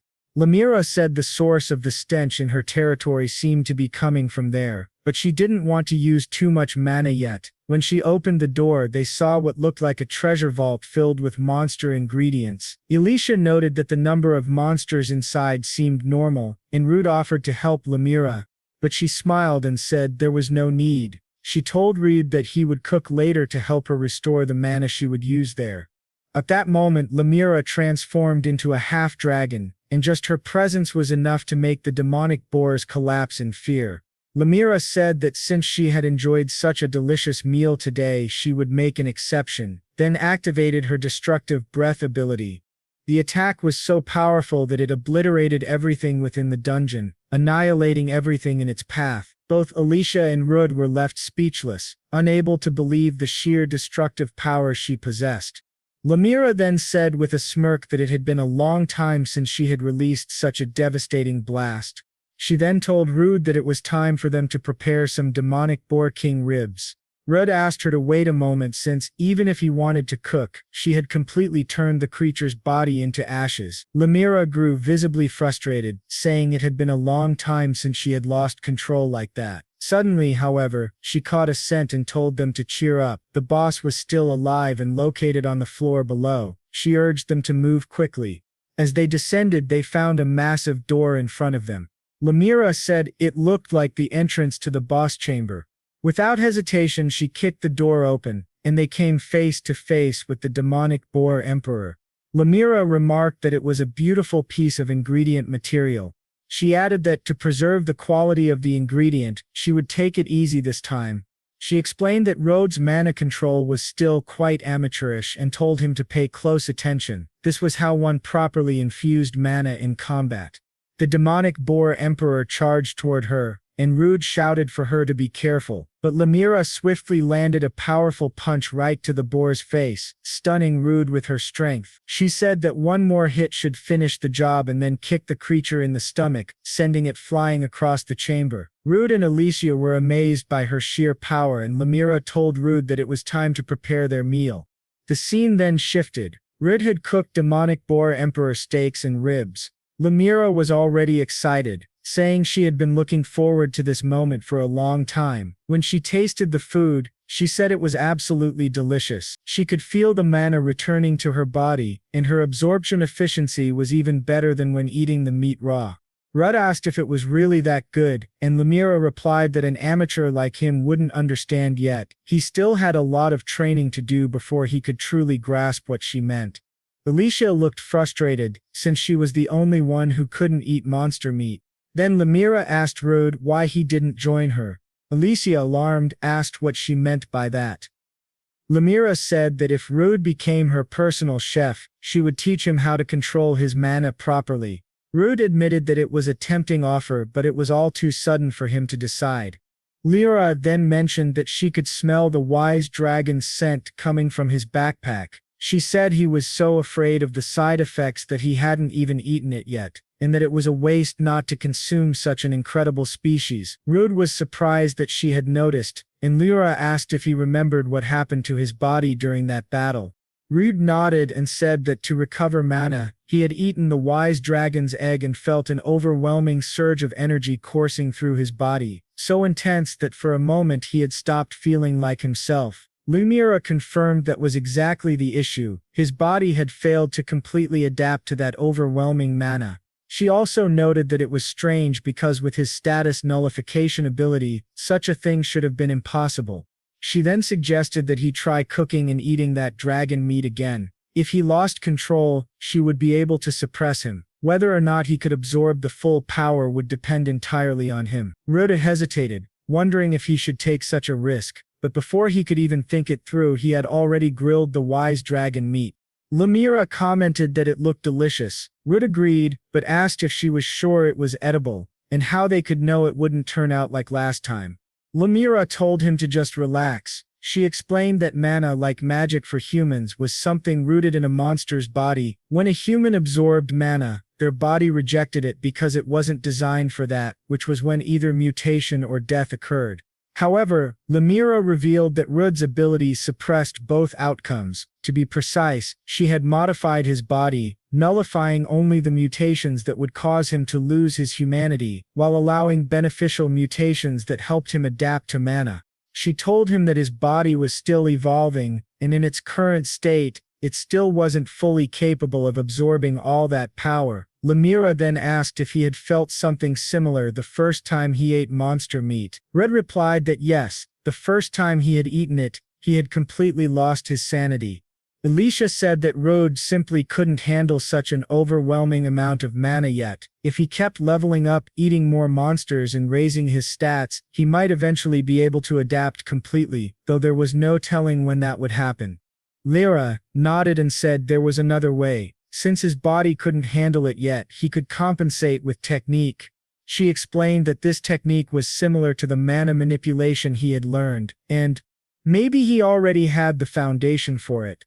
Lemira then said that all that remained was for him to learn how to control the mana that was exceeding his body's capacity. She told him that she would help him with the process, and the two of them joined hands. Lemira instructed him to first release the mana from his body, and then surround himself with the energy he had released.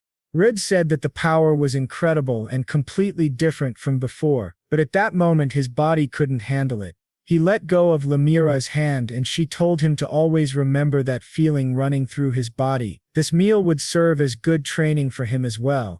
Alicia thought that the technique was amazing, unlike anything any human she had ever met could do. Lemira then told everyone to stop talking because she wanted to eat. Disappointed, Alicia asked if she was going to eat too, and Lemira replied that of course she was. That was exactly why she was there. Rudd was still a little uneasy, but he said he would eat as well. The two then began eating the wise dragon's meat. Lemira said that it was very good. It was funny, considering that she was of the dragon race but was also eating a dragon, but oh well, that could be ignored. Lemira commented that, as expected from a true dragon, even though it was only a newborn, the quality of its mana was extremely strong and rare. She wondered if Rude would be able to withstand it. Rude thought it was incredible. He could feel a surge of power building inside him. Lemira asked if he thought he was going to lose control, but he said that, for now, he was managing to stay in control and he believed he had successfully absorbed the abilities as well. He then gained the abilities Telekinesis, Divine Annihilation Strike, Paralysis Resistance, and Earth Divider. But not only that, he also acquired the Eye of Wisdom. However, at that moment Rude clutched his head in pain, wondering what was happening to him and why thousands of images were flooding into his mind. He questioned whether he was hallucinating, but that couldn't be the case. His status nullification would have activated if it were. He tried to understand what those images were, but then the wise dragon appeared, saying that Rude was a filthy human and that he would not allow a human to use his eye. The dragon shattered the Eye of Wisdom, causing Rude to lose that ability. Alicia asked if he was okay, and Rude said yes, but it seemed that he had failed to acquire one of the abilities. Lemira commented that even he couldn't handle it. She explained that the Eye of Wisdom was a unique skill belonging solely to that dragon, one that allowed the user to copy abilities just by seeing them and even glimpse into the future. She said she had thought Rude might withstand the power, but clearly even he couldn't handle interference from a pure dragon. Still, she told him to relax. Failing to acquire an ability wasn't a negative thing. Rudd complained that she could have at least warned him beforehand, but Lemira brushed it off, saying that what really mattered now was whether he had decided to join her. She said that if he agreed to let her join his team, she would teach him how to control his mana properly. Before answering, Rude was still confused by the visions he had seen earlier. He was trying to figure out whether they were memories of the past or glimpses of the future. It was then revealed that even if one's body perished, wisdom accumulated in the soul, and that this wisdom held the power to even reveal the future. Rude then told Lemira that he would form a team with her if he wanted to become stronger. He needed her power, and that power would also greatly help Alicia. Alicia agreed, saying that to achieve their goals, this was the right choice. She supported Rude's decision. Lemira, delighted, said it was settled, and the two of them clasped hands. However, Alicia warned Lemira that she wouldn't forgive her if she did anything suspicious. Lemira laughed and asked why elves were always so distrustful. Back on the road, Alyssa said she could already see their destination ahead, and Rude was impressed by the view. Finally, they arrived at the port city of Ischia. Rude said it was his first time there and noticed that the city was bustling and prosperous. Alyssa explained that since it was located near the sea, trade there was booming, making it a lively place. Rudd suggested they go straight to the guild to take on the submerged dungeon mission, but Alicia advised against it. She explained that foreign adventurers had to start with simple missions first to earn the guild's recognition. Besides, with their current strength, it would be difficult to conquer the submerged dungeon. The scene then shifted to the Adventurers Guild of Ischia City.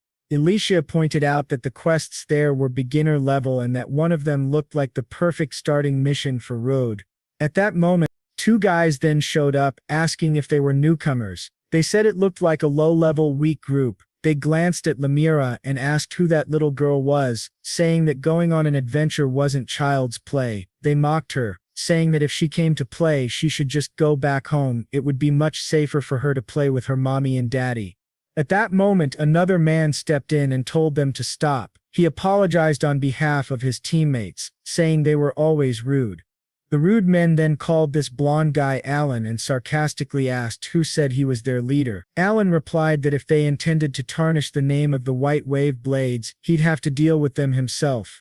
One of the men pulled out a knife, asking Alan if he wanted to try his luck, but another teammate stopped him, saying he was causing a scene in front of everyone and that their boss wouldn't be happy about it. The first man scoffed, calling him a buzzkill, and said they'd leave, but not before sneering that weaklings like him were only good for monster bait.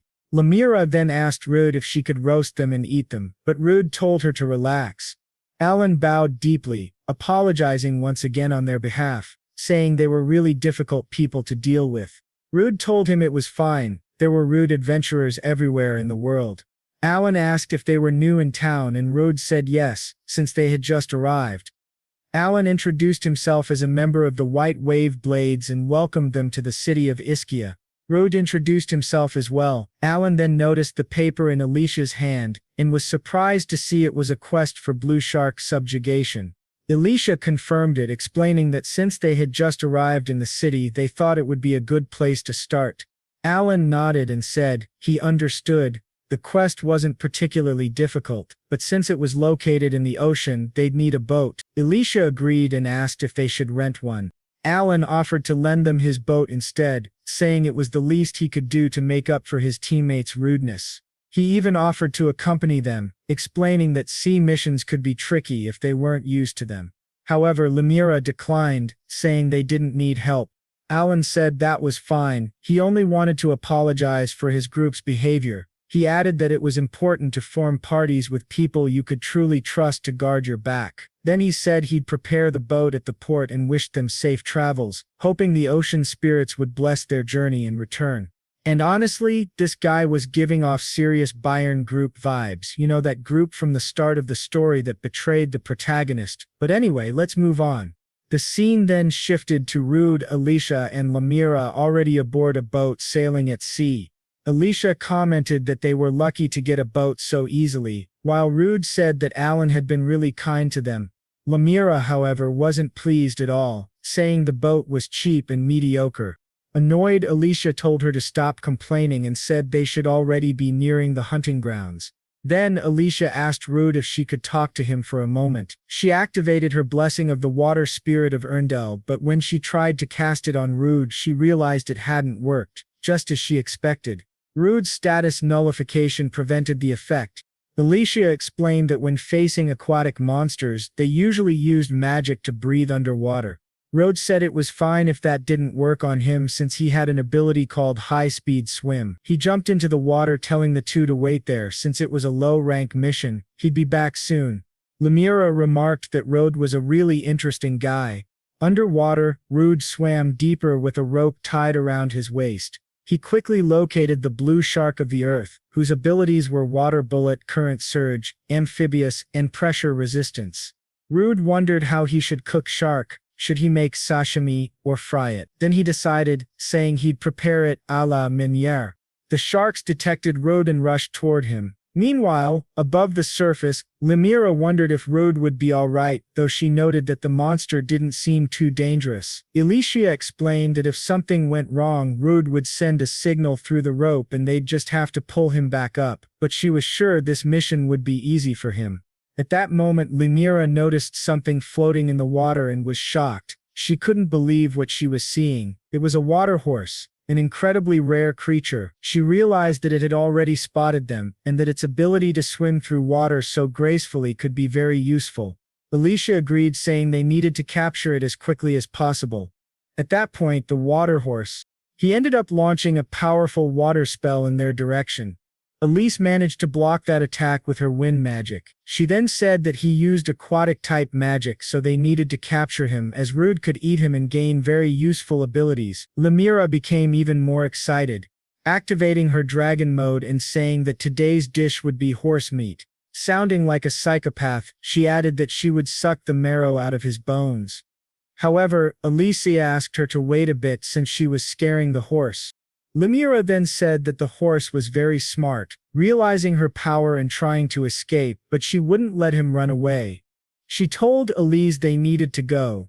Meanwhile, deep under the sea, Rude was fighting those sharks and thought about taking one of the sharks he had just defeated, but the sharks' wave-like attacks were too fast and annoying to dodge. At that moment, the rope suddenly pulled Rude with great force and he wondered what was happening. Then Lemira apologized for moving him so suddenly, explaining that they had found a very rare monster ahead. Rude said he was almost done defeating the sharks, but Lemira told him that the blue shark from Earth could wait a bit and asked him to look at what they were chasing. Roots looked and was surprised to see that it was a horse. Lemira said that the horse had the perfect ability for him at that moment, and also looked quite delicious. At that moment the horse launched another water spell toward them, but Rude absorbed all that magic with his sword. Roots then said that now he wanted that ability too. Lemira told him to move as fast as he could, but when she looked back she noticed the sharks were chasing them as well. Even so, Lemira said to ignore the sharks. They couldn't lose sight of the horse. They realized the horse was heading for a small island, so they needed to go there. Once they reached the island, they started running across the sand.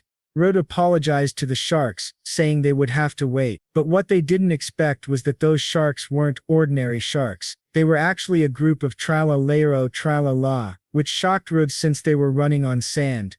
Rude stopped and told Lemira and Alicia to handle the horse while he dealt with the sharks. Elise agreed, but Lemira wasn't happy about taking orders from Rude. Rude said that the sharks had quite an interesting ability. He activated his mana circulation, coating his body with it. One of the sharks jumped up and bit Rude's arm, but since he had already activated his iron body, he easily finished off the shark on land. He thought to himself that he was starting to get the hang of using mana and that his abilities were becoming stronger. The remaining shark tried to escape, but Rude said he wouldn't let it get away. He then used an ability called Airblade, which was strong enough to slice the shark in half. The scene then shifted to Elise and Lemira, who were completely lost since the monster had vanished. Lemira said that it couldn't run from her. She heard it moving in the forest and said it was there, but to their surprise, there was more than one. Lemira realized the situation had become troublesome. Elise said that they were approaching and suddenly all the horses started attacking at once. Elise quickly activated Normia, creating a platform that lifted them high into the air. Lemira praised her for doing a great job and said that now she could handle them all at once. Lemira then launched several stone projectiles at the horses, and they all disintegrated into drops of water. They realized that all those horses were fake. Lemira angrily said that trying to fool her was reckless. She detected the real horse again and charged at it. The horse tried to run, but the psychopathic Lemira was already beside it. She prepared a punch, saying it was too slow, and landed such a powerful blow that it could be seen even from the beach. Soon after, Rude arrived carrying a shark's body and asked if everything went well. They replied yes. Lemira then said that it was finally time for the meal. Rude prepared some shark meat and made an aquatic stew with horse meat. As they began eating, they commented that the horse meat tasted very good. Rude said that at first, he thought about making horse sashimi, but it wouldn't taste as good raw. He noticed that the properties really changed when cooked. Alicia said she was starting to get hungry and asked Rude if he had acquired a new ability. He replied that he had indeed gained several abilities, such as walking on water, aquatic magic principles, tidal current, and water-land adaptation. He then stood up to test his new powers and activated his water-land adaptation ability. However, at that moment, nothing happened, and Rude said that he had failed, but Alicia told him to wait and look closely. That's when he noticed that gills had grown on his cheeks. Not only that, but his hands had also adapted to the sea. Excited, he started running and said he was going to swim for a while. Alicia then asked if Rude wouldn't turn into a monster that way, but Lemira said he would be fine since he wasn't exactly human. Meanwhile, Rude was swimming peacefully, saying that it was amazing because he could finally breathe underwater. He mentioned that he could also move easily there. At that moment, a giant whale appeared before him. He was amazed, saying that he was born inland and never imagined he would one day swim in the sea and have companions to travel with. Perhaps that was what happiness truly was. The scene then shifted, showing Alan being impressed that they had not only defeated the shark but also the aquatic horse. Reed thanked him, and Alicia invited Alan to share a meal with them as a thank you for lending them the boat. Alan said it was no big deal and that there was no need for that, but Elise insisted and begged him to accept, saying she wanted to visit a place with good drinks. Alan smiled and said it would be his pleasure to join them. The scene changed again, showing them inside a bar. Alicia commented that the place was very pleasant, and there they met Glenn and his friend. Glenn said they were acting as if nothing had happened, while the food was already being served at Rude and his friend's table. Elise was very excited, saying that everything looked delicious. However, Lemira didn't seem too pleased. Alan explained that the city prospered through fishing, so fresh seafood was the town's pride. Elise commented that everything there tasted wonderful.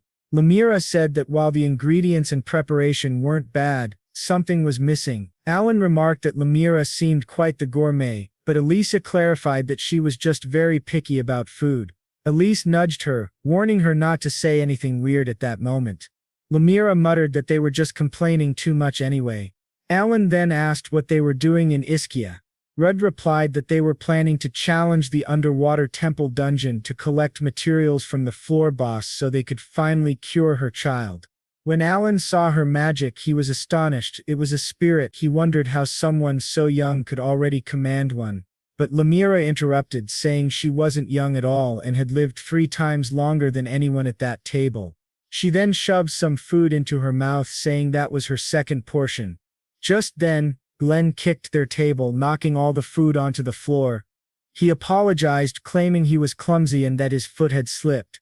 Alan stood up and told them to stop bothering that group. Glenn snapped back, saying Alan had no right to give him orders, and asked why he was flirting with other girls. Alan replied that his blades were sharpened to protect the weak and asked if Glenn had forgotten the guild's ideals. Glenn retorted that the founders' ideals had long been forgotten and said that if Alan didn't like their behavior he could just leave. Alan warned him not to provoke him since that man had given his all for the guild, and he wouldn't let them tarnish its name. The two men cursed at Alan, saying they had never liked him anyway. Alicia stood up and demanded that they stop immediately, saying that guild quarrels happened all the time, but this was a tavern, and such behavior was inappropriate. She asked if they didn't agree. Elise added that just as a group had its own rules, a tavern also had tavern rules. Glenn frowned and asked what she was talking about. The scene shifted again and everyone was sitting with mugs of beer. Alicia declared that if they wanted to fight in a tavern it would have to be through a drinking contest. Lemira said it sounded fun while Rud thought Alicia just wanted an excuse to drink. Alicia then said that the loser would have to do whatever the winner wanted. Glenn smirked, saying he didn't fully understand but that it was the perfect chance to get rid of Alan. His friend agreed, saying there was no doubt about it, but he also looked at Alicia with a lecherous grin. Glenn said that was fine by him and accepted the challenge. He told Alan that taverns had their own rules and asked if he was going to follow them, warning that since they were the ones who challenged him, they would regret it. The man with the mustache laughed and said it was a pity for all of them, because in that city he was known as the demonic drunken boar, and he never got drunk no matter how much he drank. He asked for drinks or boats, and told them to at least entertain him. Lemira and Alicia accepted the challenge. They began shouting for Rud and he signaled for the contest to begin. After a while, the three men were completely passed out, while Alicia and Lemira were still wide awake. A man observing the scene commented that the drink they were consuming had nearly 3 times more alcohol content than usual, and not just anyone could handle that level of liquor. Elise praised Lemira, saying she was amazing. Lemira replied that Elise was incredible too and that her respect for her had only grown. However, they still weren't stopping. Red told them that everyone else was already on the floor so they had clearly won, but Lemira called Red a brat and said he needed to appreciate the flavor of the drink. The man then wondered if those two could handle dragon beer enchia, a drink 100 times stronger than normal beer. Without hesitation, Lemira grabbed the mug from his hand and forced poor Rude to drink it. Everyone was shocked to see him drinking the legendary dragon beer enchia, known to be so strong that the amount he was drinking could easily kill a person. However, the effects of intoxication were completely nullified by his abilities. Rude then told everyone to stop fooling around. Everyone was astonished that he wasn't drunk and called him a monster. Lemira complained that drinking with Rude was boring, but as soon as she took a sip of that beer she wondered what kind of drink it was. It was the best she had ever tasted in her life. She began banging on the table demanding that Rude drink more too. Rude started feeling embarrassed and apologized to everyone. He then said that the drinking contest was over and bid everyone farewell, saying they were leaving. He picked up the unconscious Alan and they all left. The scene changed to the beach, where Alan had just woken up. He wondered what kind of ability Rudd had used on him and whether he could use something like that too. Rudd replied that it was too complicated to explain, but he didn't need to worry about it. Alicia told him not to overthink things and said the drinking contest had been a lot of fun. Alan then asked if she had done that to stop the fight in the tavern. Alicia replied that she had lived twice as long as he had, and in all her life she had never lost a drinking match. She added that at least things should calm down now that she had won and she didn't like it when a good meal was ruined. Alan apologized for causing them so much trouble. Rude told him that if he didn't mind he could share what had happened, maybe they could help. Alan explained that about 6 years ago a monster appeared in the village where he grew up. He wasn't there at the time so he survived, but his entire family was killed, leaving him an orphan. At that time the founder of the White Wave Blades Guild took him in. He still remembered his teachings, how their blades were meant to protect the weak. Alan said that he was rescued at a moment of despair and was given the strength to keep fighting against monsters. The guild had been his emotional support, but that only lasted for a while. The story shifted to years earlier inside the underwater dungeon temple where Alan's group was fighting some monsters. The man with the eye patch commented that the other had improved a lot. and the man with the scar on his mouth told him to stop treating him like a child. Suddenly, they heard a loud noise and wondered what it was. They soon realized that a group of Saurajin monsters was heading toward them. The man thought the situation was bad. The smell of monster blood had attracted them. They quickly noticed they were surrounded and had nowhere to run. The man with the eye patch told everyone to flee, saying he would stay behind to buy them time. Alan shouted that he wouldn't allow that, but the man told him to shut up and said he would definitely come back alive. Glenn then told Alan to stop talking and just run, while the mustached man dragged Alan away, telling him not to look back and to swim with all his strength to escape. Alan said that man never returned, and their guild eventually fell under the control of the rising young leader, Glenn. Without the guidance of the original founder, everyone started doing whatever they wanted. The original members became disillusioned and left. Alicia commented that when a leader changes, the entire organization changes too. You either accept the new rules or you leave. Those are the only two options. Alan said that might be true for some, but at that moment he only wanted to protect his group, and that's why he was still in the guild. He said that deep down those people were still good at heart. Alan then admitted that he might have drunk too much that night. He was talking too much and ended up apologizing to Rude's group. Alan then said that there wasn't much left to say, but he would give them one piece of advice: that they should not challenge the underwater dungeon. He explained that the underwater temple dungeon was actually the fortress of the White Wave Blade Guild. Alicia said that for a single group to monopolize an entire dungeon was unacceptable. Alan continued, saying that in the city they behaved themselves because of the public's eyes, but inside the dungeon they revealed their fangs without mercy. And as pathetic as it was, he admitted he couldn't do anything about it. Rudd thanked him for the warning but said they had their own goals, and their true objective was to become stronger. However, someone was secretly watching them. The scene then shifted to a man punching Glenn in the face, asking if he was some kind of idiot. The man demanded to know how Glenn could let those outsiders act so freely. Glenn apologized, promising it wouldn't happen again. They were already heading toward the underwater temple dungeon. The man said that he would never allow nameless outsiders to disrespect their guild. Glenn replied that they would take care of them themselves, but the man said no. He would go too since he had recently obtained something very powerful. He swore to make them all regret ever shaming them. The scene then changed to the entrance of the underwater temple. Alicia said that they had finally arrived. Rudd asked if she had been there before and she replied yes, but it had been a long time, so the dungeon inside had probably changed a lot. She warned them not to let their guard down for even a moment. Rudd asked if the guild had been active there the first time she came. Alicia said that now that he mentioned it, she vaguely remembered something like that. Lemira, teasing her, said that was to be expected from an S-rank group. She couldn't even remember that detail. At that moment the guild appeared. The man leading them asked why they were speaking so freely in that place. He reminded them that this was White Wave Blade territory, and they couldn't do whatever they pleased there. Elise replied that they had already registered with the guild, so there was no reason to reprimand them. The man sneered and said that they made the rules there and that the group clearly needed a painful lesson to understand that. Rudd then noticed that Alan had scars on his face. Rudd said, "Blades do not break as long as they are meant to protect the weak." The man scoffed and asked what nonsense he was talking about. Rudd replied, "If the founder saw what you've become today, he would be deeply disappointed." The man called Rudd a bastard and ordered everyone to attack him. Lemira asked Rudd if he needed help, but he said he was fine. He charged his fist with mana, and as the man swung first, Rudd punched him square in the face. Glenn tried to grab Rudd from behind, but Rudd ducked and countered with an uppercut to Glenn's chin, sending him flying. Then the man with the spear attacked Rudd, but he dodged again and landed a powerful kick to the leader's face. With everyone on the ground, Rudd asked if that was all they had. The man stood up, surrounded by a yellow aura, saying he would never forgive Rudd. He channeled all his power into his spear and declared that this would be Rudd's end.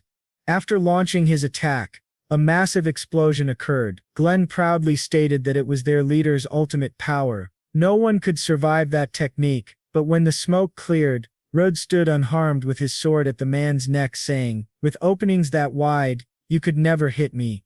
Everyone in the guild was shocked by his strength. Rude told the leader to give up, as he was far below his level. The guild master then shouted for Alan and Karst to help him. Both of them hesitated, unsure of what to do. Rude looked at Alan and said, "Is this really the kind of group you dreamed of joining?" At that moment, Alan froze, haunted by memories of his past and his master's words. Blades are forged to protect the weak. Alan told Glenn that their blades were never meant for things like this. Lemira asked how long he planned to keep lying to himself and told Rudd to finish the battle already. Elisha said that Alan's problem was something he'd have to deal with on his own. Lemira added that if they called themselves adventurers they should stop wasting time and start training. Rod then walked past the motionless Alan, leading his group into the dungeon. The guild members yelled after them, saying they would pay for what they had done. Alicia commented that they had finally managed to enter the dungeon, but from this point onward, everything would be underwater. He then activated his water spirit's blessing ability. The blessing allowed them to function normally underwater, breathing and moving as if they were on land. Rod then activated his aquatic adaptation, saying that he was joining the mission as well while wondering what kind of monsters they would encounter next. They all jumped into the water, and Rude was amazed by the breathtaking view before him. However, Alicia reminded him that it wasn't the time to be impressed as they still had a lot ahead of them. She said that his welcome gift had already appeared. A level 32 sea monster stood right in front of them. The creature immediately launched an attack in their direction. Rude and Alicia managed to dodge, but Lemira stayed behind. At that moment they realized Lemira had stopped the monster's attack with just one arm. She smirked and said she liked that strike, but it wasn't worth dodging. She then counterattacked, crushing the creature's head with a single blow. After that she told Rude it was time for him to prepare a feast. Suddenly she was grabbed by a monster hiding beneath the sand. Before it could fully capture her, Lemira broke free. She said that the sneaky creature had been camouflaged in the ground and she hadn't even noticed it until it was too late.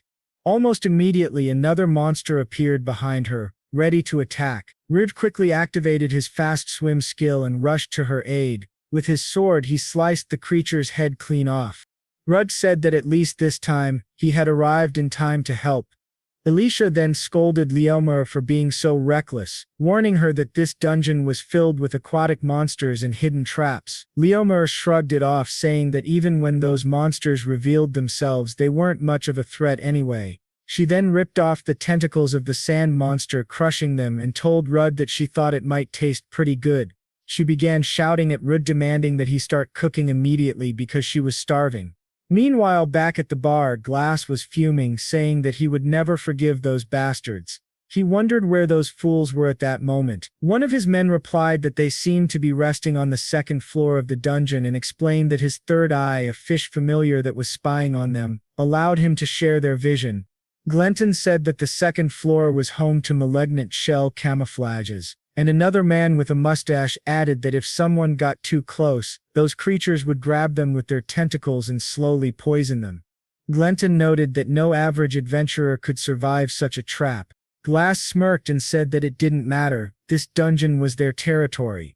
He then told the group they would take a shortcut using one of their own routes. Glenn objected, saying that the other paths were filled with sea monsters. The mustached man responded that they couldn't avoid it if they wanted to move forward. Glass then revealed what he was holding in his hand.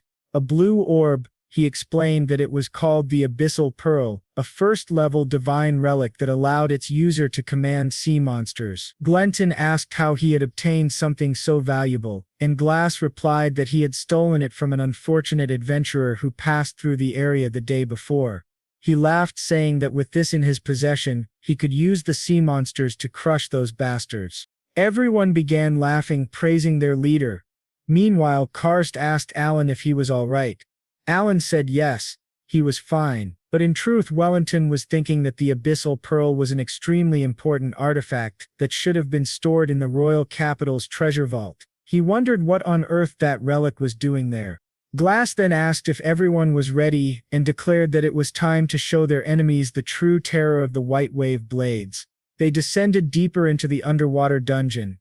Glenn commented that the orb's power was incredible. Not a single monster dared to attack them. The leader confirmed it, saying it was even stronger than he expected and that this spot would do perfectly. He then ordered Gao to hand over the squid he was holding. Gao grabbed the creature, punched it in the head, and threw it down into the depths. The squid's blood spread through the water, attracting nearby monsters. Glass explained that the Saragen's eyes had changed color. They had smelled the squid's blood. The entire swarm was now moving toward it. He said that the blood of a squid drove the Saragens into a frenzy, and that was why a massive horde was forming.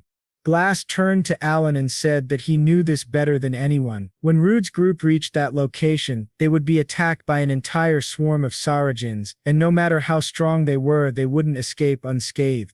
At that moment, Alan remembered everything that had happened to his master. Furious, he shouted at Glass, demanding to know why he was doing something like this.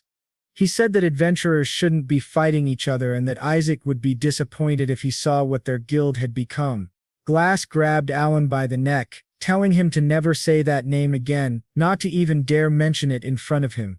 He then slammed Alan against the wall with tremendous force, declaring that he no longer cared about the former leader because he was now the one leading the guild.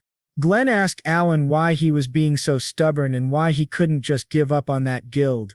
The scene then shifted to Rude, who had just finished cooking a new monster dish, fried hammerhead in butter, along with fish and malignant shell crab. Lemira asked if that was butter fried and Rude replied that it was one of his best dishes. He mentioned that Elise was still creating a space under the sea for them. Elise said her spirits made it look easy, and that if Arnell were at full strength, she could have created a space 10 times larger. Rude commented that since they were cooking, being able to use fire was a huge help, but he told her not to worry, as they would soon help her return to her true form.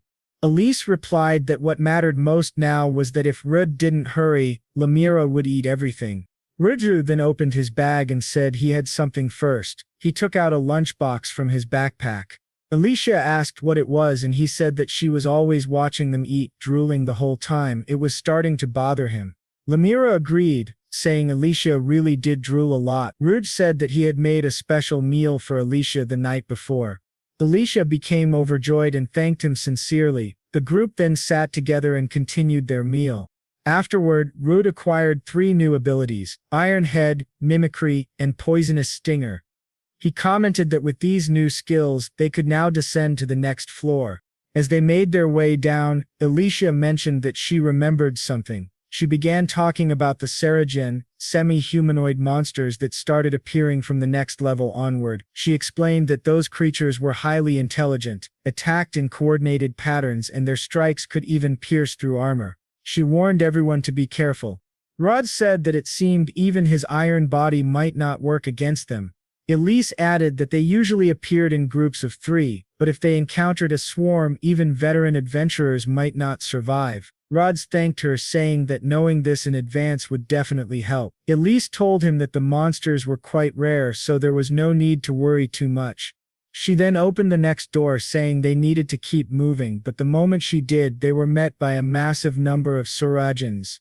Rude panicked, saying there were way more than 3. Alicia was stunned, saying that was impossible, and that they needed to retreat immediately. However, Lemira wasn't concerned at all, and charged straight into the room. Rude yelled that they had to run and asked what she thought she was doing. Lemira told them to think smart, that they were about to stop being a swarm. She then transformed her arms and legs into dragon form, shouting for those filthy fish to come at her. All the monsters swarmed toward her, but she countered with a punch that caused a massive, strange effect. Rude and Alicia were confused about what was happening, and Alicia insisted that they needed to retreat. But Lemira told them not to worry or panic, they could follow her. A huge underwater tornado suddenly formed, sucking up all the monsters. Moments later, an enormous explosion occurred, wiping out the entire swarm effortlessly. Lemira smirked and said that was a good post-meal workout.